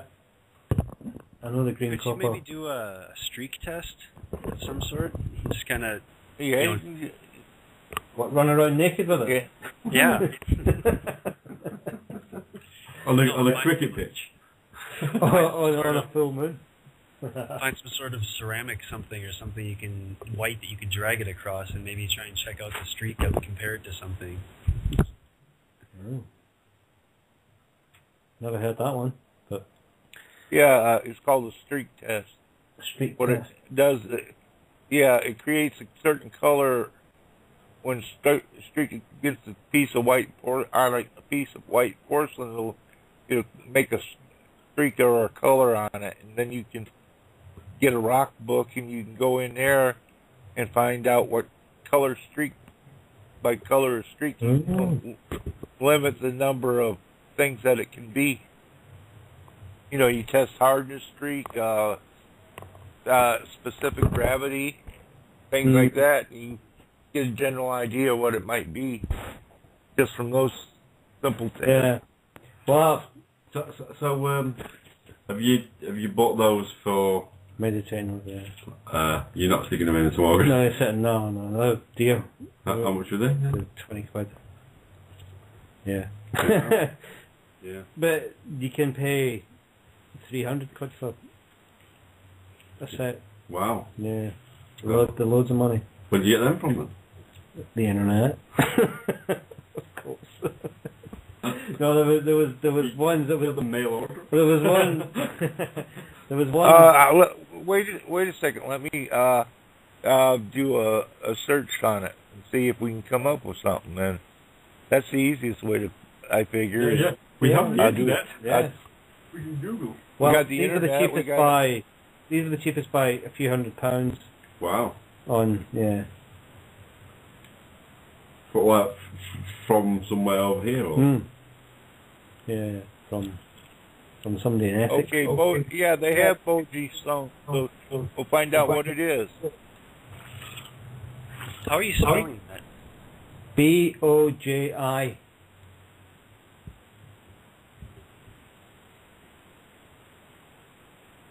I'm looking in I got a rocks and mineral book here, and I'm not seeing that one in here.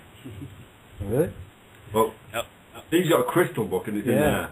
I've got a crystal Bible. Oh yeah, rocks, crystals, minerals is what it says on the cover. And this is one that you pick up from a really Like just not very reputable New Age store, or a health food store that's got a New Age section. I mean, I bought it cheap. if you ever go to Amsterdam, there's an absolutely wicked book and video shop called Frontier Books. Frontier Books. Yeah. I found it time before last, and then last time I went, I spent a day walking around trying to find it. Oh no. And then Amsterdam's like that. And then Howard went out one afternoon. He went, oh yeah, I found that bookshop. He's just down the road there. Yeah. It's usually right next to where you're living or something like that. Jesus Christ. I haven't been to Amsterdam for 14 years. Yeah. Well, I went for 2 weeks. Maybe not last November, the November before. Yeah, it's rubbish in the winter though, isn't it? Well, when you've got a swanky pad No, I guess not. to look after, and my mate's cats right in the heart of the you should have taken Caroline with you. red light district. Well, she's seen Henry and Lucy on my Facebook page. Yeah, they're Maine Coon cats. They're lovely, massive nutters. Okay, they're basically a markite. Markite. Yeah, they're related to pyrite and marcasite, which are basically iron pyrites. No, right. So why is it not magnetic then? Well, because they're combined with sulfur.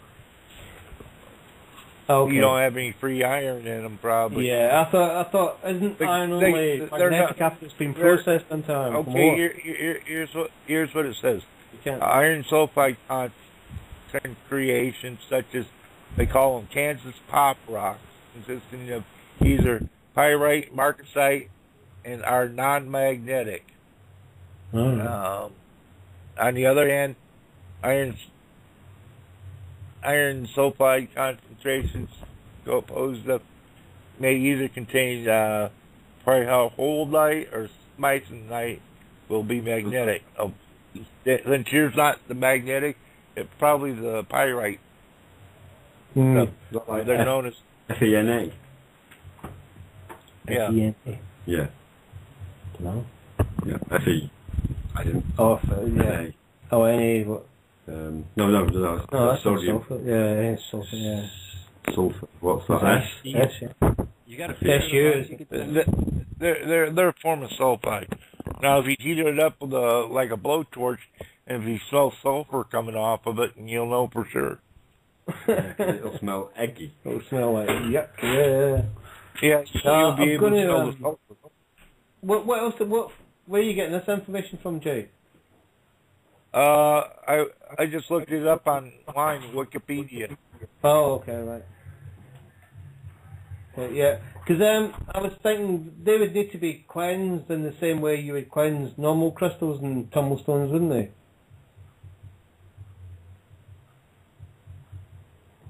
Jay? Seen the marquee out You'd need to cleanse them in the same way you would your crystals, wouldn't you, before you use them? I would, either in salt water and sunlight. Yeah. Apparently, they don't like being buried in the ground because they rot.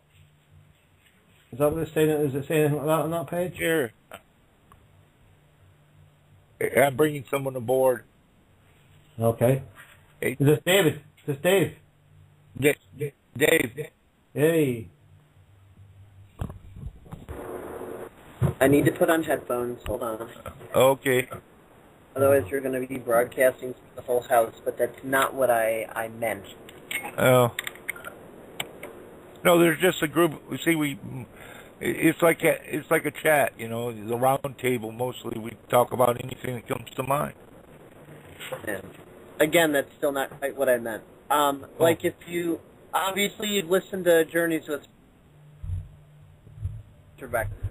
Her show has protocol, procedure, policy, structure, a way of formatting it, outlining it.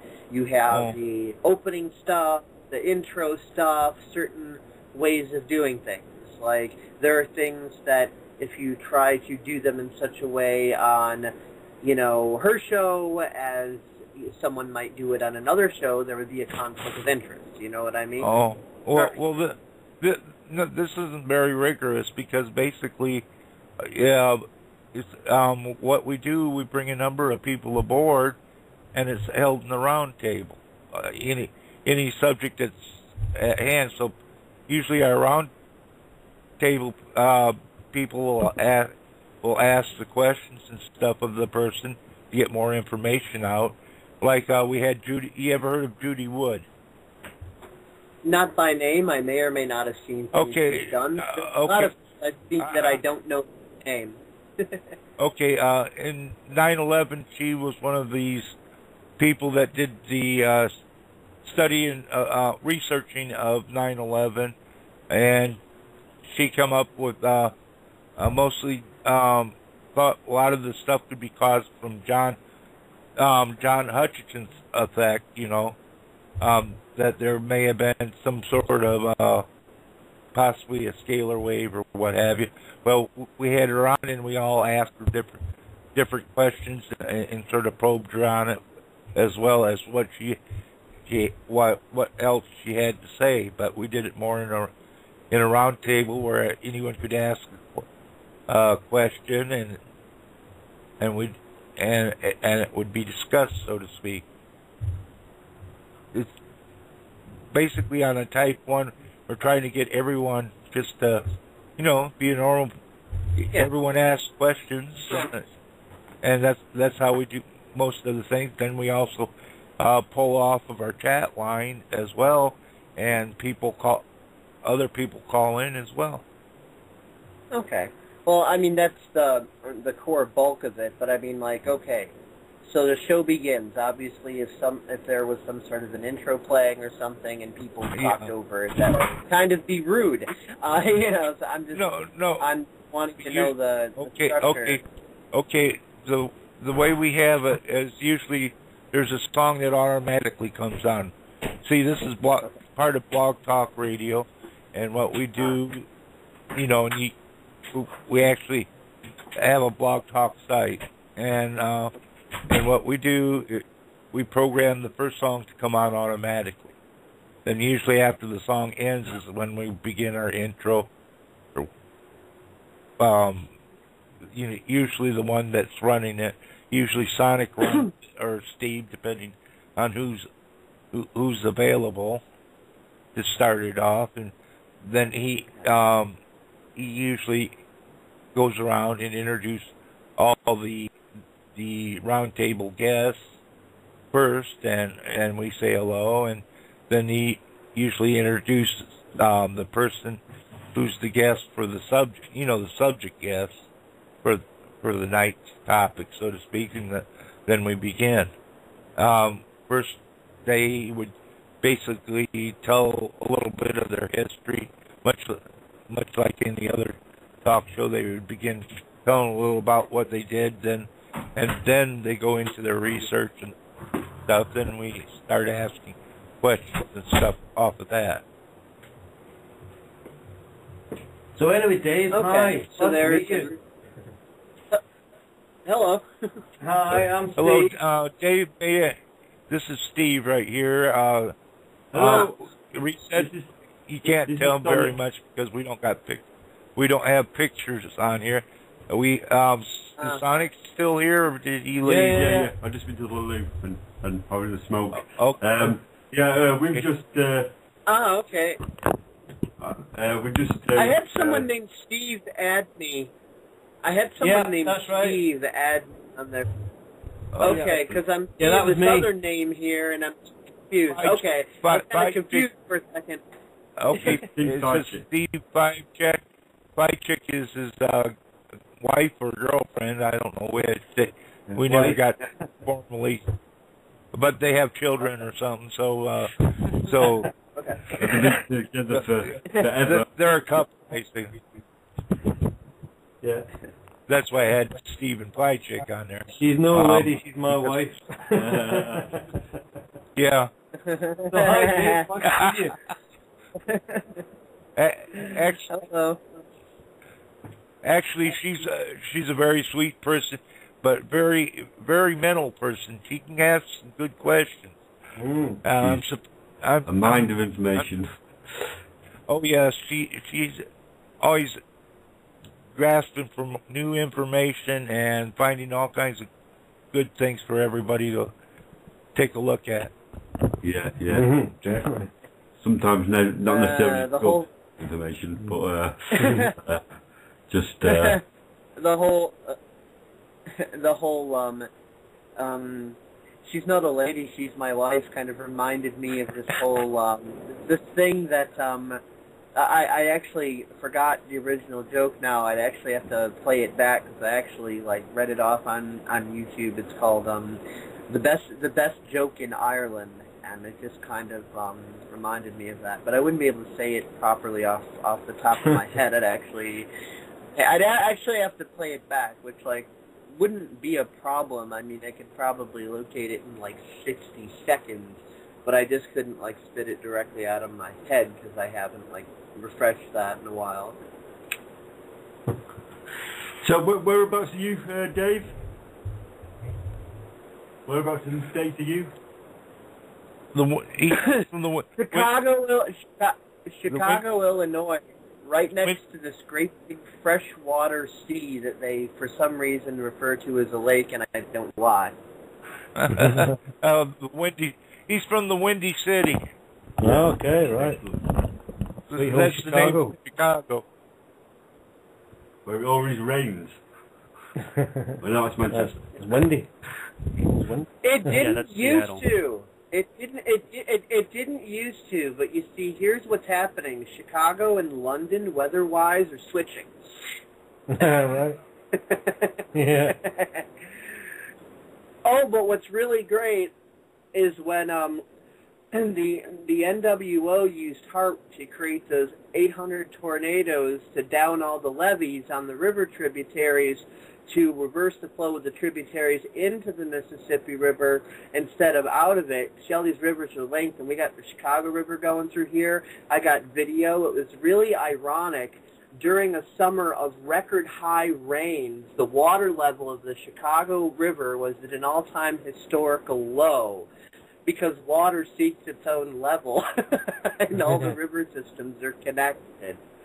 But I just love how absolutely pissed off the NWO is about how no matter how much they're trying for that catastrophic collapse of the New Madrid Fault, they just can't seem to do it.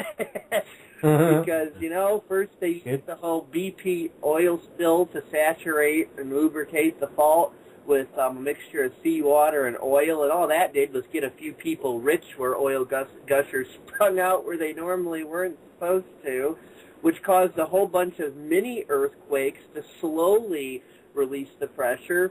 So yeah, with the whole bathtub filling thing, eventually the Mississippi's going to be 200 miles wide. That's going to take 15 years, plenty of time to evacuate the area so the NWO don't have their little instant 40 million people dead to use as an excuse to instantaneously lock down the United States into martial law.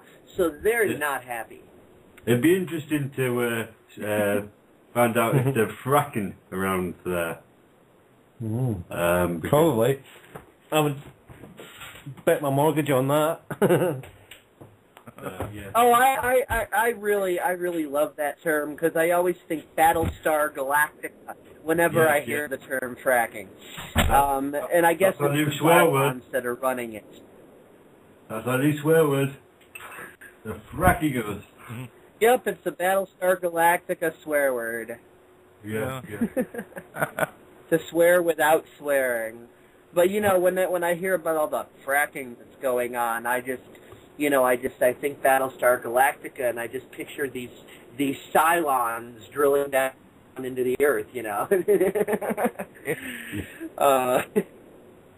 Well, you could think of them as Cylons because half of their numbers basically are robotic in nature anyway. Societally conditioned sheep. Yeah, that's the word. The tall blonde women.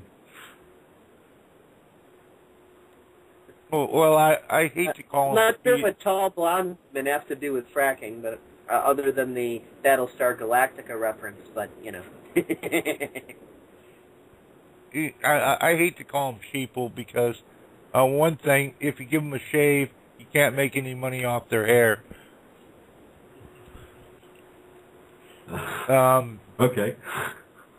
Well, then I guess if you want to reconcile that ethically, you can refer to them as sheeple and then say no disrespect intended to actual sheep. Yeah, that's true too. But they're more like robots, or zombies would be a better, or more adequate, because they just sort of stand there in their little trances. Yeah, but I Galactica here, or we're talking about reality. Oh, we're talking about, well, I guess we're talking about both if you want to get technical, because Battlestar Galactica is just a metaphor for what is actually going on. But yeah, well, isn't that, didn't Freeman say that Battlestar Galactica is like the Mormon... It's the Mormon belief system. Yeah. It's not just well, Freeman. the thing is, one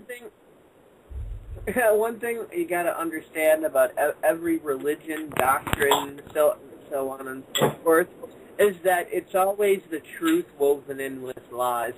So that's why discernment's important.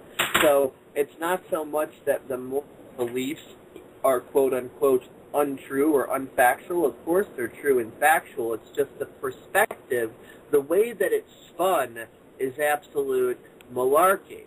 You know, because if you really do your research into the Mormon stuff, what it's talking about is, basically a lot of multi-dimensional metaphysical things that were then hijacked and put into a different perspective to brainwash people. Yeah, was it same with everything. Was it Russell, or was it Brigham Young who started the Mormons? Because one of them was the Jehovah's Witnesses, and one of them was the Mormons, and they're both the same, and they were both degree Masons, weren't they? Yeah. Oh yeah, they both got access to the book of the thing where they founded their own religions from. Right. Okay. What's Crowley's book called? The Book of the Law. The Book of the Law. It's both from that, isn't it? Right. Okay. Yeah. I mean, you gotta realize whether you're talking about Christianity or Catholicism. Yes, they're two different things. Or whatever it is that you're talking about on the dogmatic forefront. People when they see the dogma, they're like, "Oh, it's all BS. It's all untrue." No, it's not. It's truth woven in with lies. And if you can strip out the lies, then all you've got left is the truth. Well, that's true. It all comes from Gnosticism, doesn't it? Yeah. It's all just basically sort of twisted. Yep. For mind control purposes. They're using it to control people.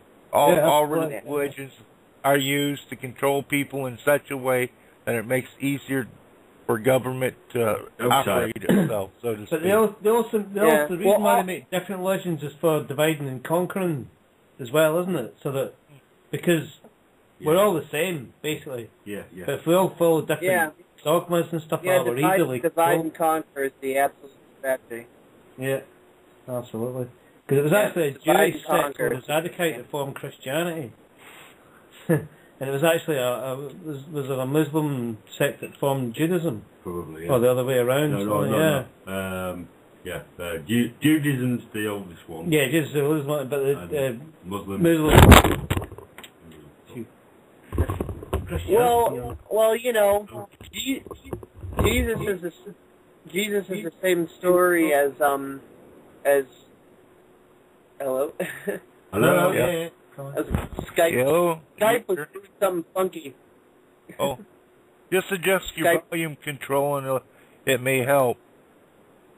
Oh, I mean, I can hear everybody. It's just sometimes Skype does that little cutting out and garbling thing, so it's like... Yeah, that's what I mean. Skype is, If you adjust your volume, it affects your sound card where it'll pull that out a lot of times. Either that, or hit your... My volume is usually up at a pretty decent level, so... No, it's not a matter... It's just a matter of moving it a little bit, and so your sound card takes control again. Is more than anything. You just move it a little bit just to have it help correct what Skype's messing up. I understand that from a Windows perspective, but there's a lot of things under Linux that work a bit different as far as hardware and software interface under Linux. Yeah. So what's good for the goose is not necessarily good for the it's good for the gander, as they say. And I'm running Linux, and Linux is the gander in this instance. Is that from China, Linux? No. No, it's from the internet. It's an operating system.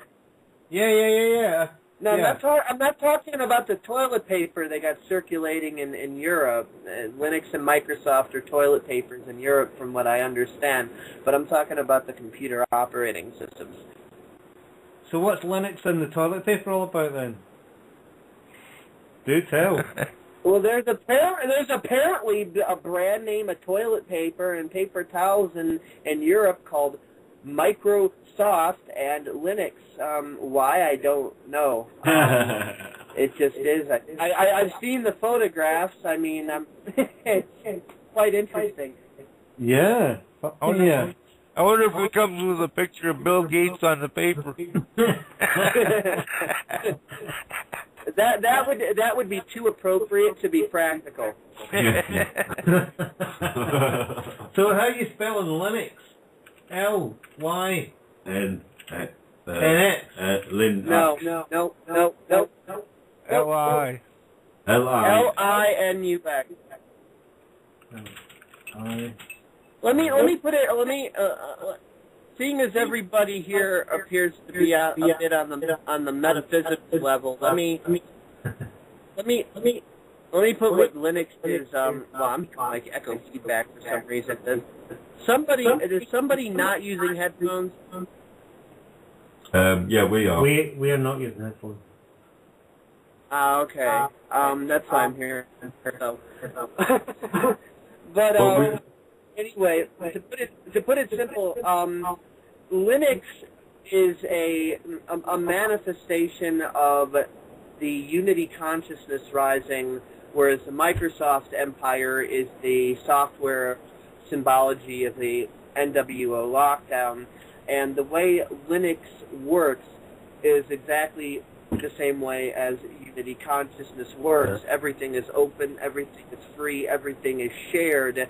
Everyone who wants to contribute can, and because of this, you might say Linux is to car as Ubuntu Linux is to Ford or Honda. You know, there are so many different Linuxes out there because it gives you this absolute freedom, this absolute choice. Whereas Microsoft is more like, we are the Borg, welcome to our collective, if you don't like it, too bad. So Linux is actually endorsed by most Fortune 500 companies and is used by them just because of how freeing and liberating it is. Because think about it this way, if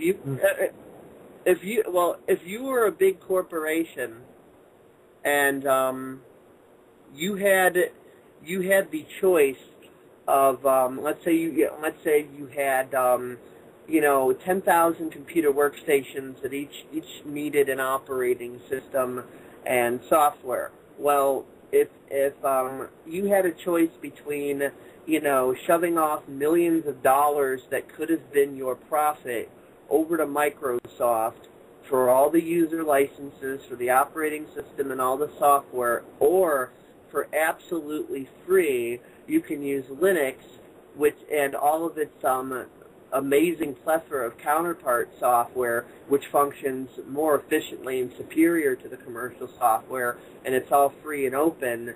If you can increase your efficiency and productivity for free, or you can decrease your efficiency and productivity and pay out the nose and sabotage your profit margins, if you're the CEO, which choice are you going to make? To keep your money in your pocket or to give it to Bill Gates? Yeah. No contest. Unless you're Bill Gates. Exactly. Yeah. You see, you've heard of the Droid phones by Verizon, right? Yes. The Droid phones. You guys all heard of it over there? Android. Yeah. Yeah. Yeah. It's called Android because it's running Android Linux version 2.0. which is created by Google. See, Verizon and Google got really smart. Verizon, when it became the biggest network, because they used to be running Microsoft-based servers and Microsoft-based software on their phones, it was absolutely atrocious, the performance the phones and the network was getting. So in order to speed boost and really bring out the full potential of the service, they switched to Linux. And Google's like, all right, I'll tell you what. If you just give us X amount of shares within your stocks or whatever it was the deal is, then we will make this Android Linux for you. We'll do it up for cell phones, and you could use it. We won't charge you anything for using it. Use it freely. And it's also open source, so that's why you have Cricket using the HTC phones, which are Droid clone phones. And they've also got Android Linux because that operating system is free and open source, and anyone can use it. So, that's why Verizon and Cricket are Verizon, Cricket, Linux, and Google are absolutely killing AT&T and Microsoft. Mm. Well, but they're just becoming Microsoft is not happy. They're just becoming the next Microsoft. It may be open source, but still they're... yeah, but if it's free. What's the catch? Well, the thing is that there is no catch. Let me put it to you this way. Everybody always asks what. They don't own the software totally. It's built off a platform. Google collect data. Yeah. There's and no. So that's how they searches. And with free and open source, there's no such thing as ownership. There's no such thing as ownership. That's the thing. But the within that, because everybody's able to access everything, it allows companies like Google to not necessarily collect data on you specifically, but it's able to collect data from you, and then not really. That has nothing to do with open source. No. That's why I'm saying that Microsoft is Google, in particular, are becoming the next Microsoft, because as a corporation, yes. Yeah. But I'm just saying open source in and of itself. I mean, whatever any individual corporation decides to do or not, or any individual or entity, that's all for free will choice. But open source in and of itself, you can't really slip any Mickeys into open source because it's open. It would be like robbing a bank and leaving your return address. Here's those bumper stickers, how's my driving, call 1-800 whatever. How's my bank robbing? Call 1-800 bust me. I mean, you can't, that's why you can't have open source spyware, because someone's going to see it immediately and go, what the heck is this? Yeah, like they've left a number of back doors into Windows so the government can actually download anything that's on your computer. Yeah. More than just a number. Like let me put it. I'm a Mac but maybe Apple are doing the same. Well, Apple Nazis now, so. Yeah, Disney. Is it Disney? Apple's no better. So the Nazis, basically. It's a better system, though. I think it works better than Microsoft. The great-grandfather of the guy who's the CEO at Apple was a concentration camp. Operative. All right. Fun. Nice. Well, just like George W. Bush's grandfather was dealing with the Nazis as well. And his other grandfather Henry Ford was in with Standard Oil, which was supplying the Nazis with fuel. Prescott Bush. Yeah, Prescott Bush, yeah. And then his other grandfather. And then the fractional reserve banking system was funding both sides of the war. Yep. Yeah. The Rothschilds have been doing that for many a year. They did that with the The Federal Water Reserve. industry. They were probably getting money from the Federal Reserve. The Germans were. Oh yeah, they all were. As Max Egan likes to say, the Nazis did not lose the war; Germany did. Yeah. Yeah. Well, the Nazis just moved to the States after the war anyway. Yeah. Exactly. And just took over there. And there's more than enough. There's more than enough evidence to prove that Hitler and his wife actually, took the U-boat down to South America, and that Hitler actually died sometime in the early to mid '80s. The whole suicide thing was a cover story, so that no one would look for him. If everybody thinks you're dead, no one's looking for you. Yeah, they believe he went down to that Nazi base down there in Antarctica. Well, actually, he was seen in South America. He actually settled down there. Yeah. He didn't go into the base to the best. Rudolf Hess was in charge of the Antarctic mission, and my partner used to guard him in Spandau Prison. There's a photograph. There's a web page called educateyourself.org. Have you heard of that? Yeah. There's a photograph there, and it's George Bush with his father, Prescott Bush, and in the room is Otto Scorsese, Martin Bormann, and Joseph Mengele. No way. Yeah, no. Have you never seen that? No. Oh, fuck, it's mental. You ever seen that picture, Jay, no? No, I haven't. It's absolutely mind-bending. Mengele, he. Oh, I guess you. In the Mendel, I guess you guys know all about. I guess you guys know all about New Berlin, then. New Berlin, where? No. New Berlin, it's one of the, shall we say, hidden secret Antarctica-related things that's not supposed to exist.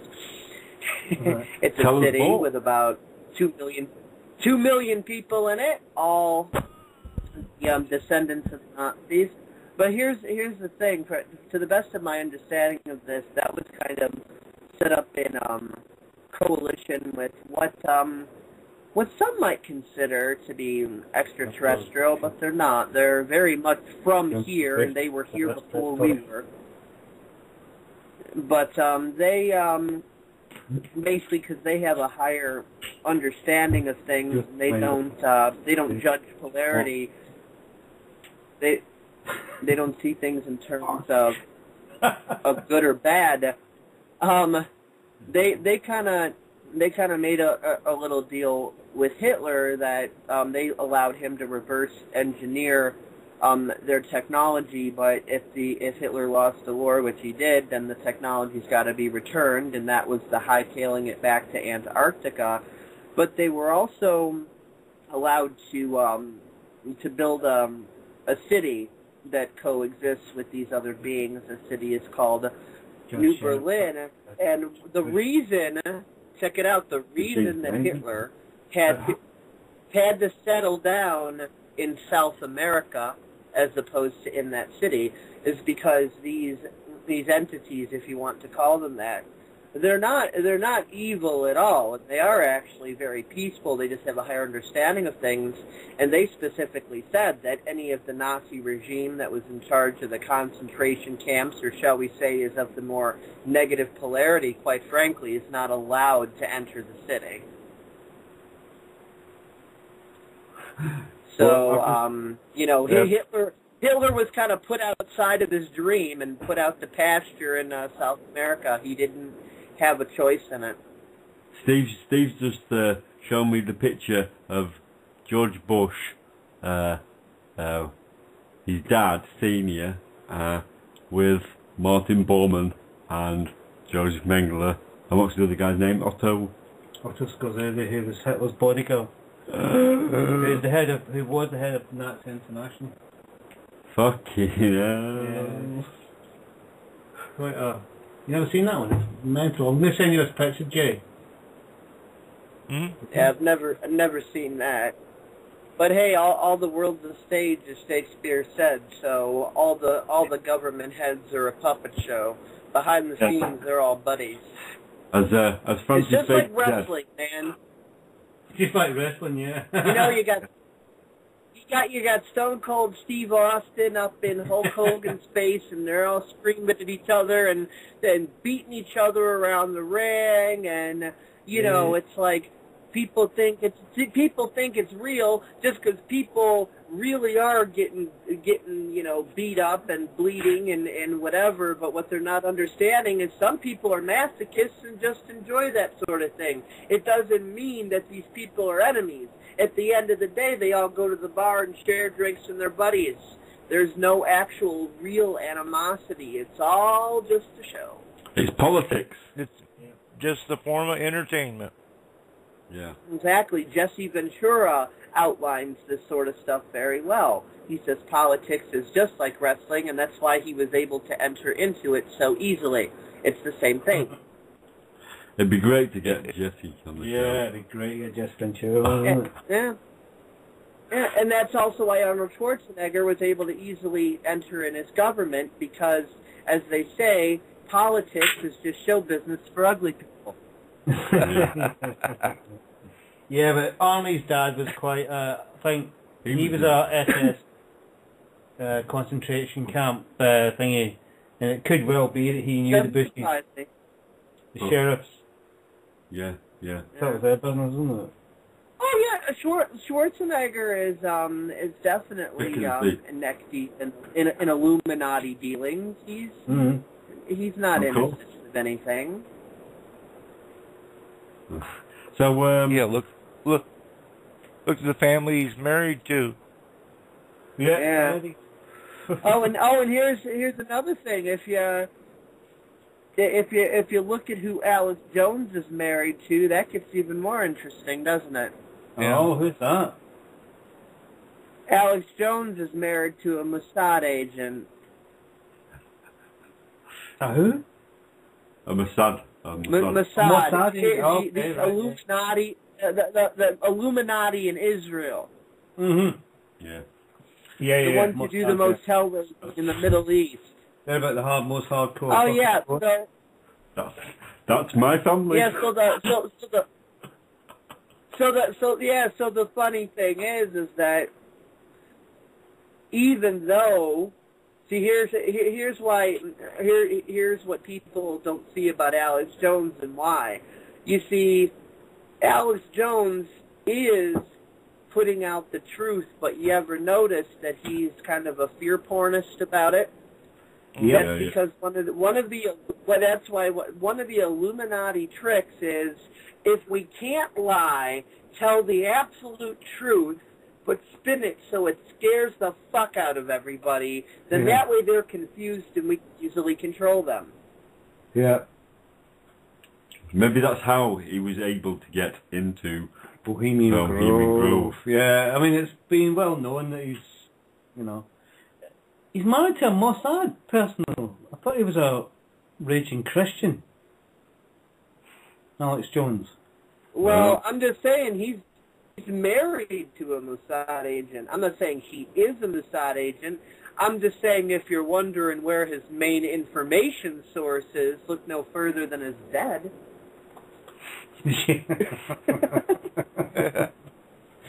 Yeah. You ever notice how he always comes by the most accurate information so easily and effortlessly? No, how do you think that is? Yeah, he does get some. Because he's sticking. Yeah, he's sticking to it. He's sticking his Johnson in the information league. Wow. Yeah, she could be a double agent.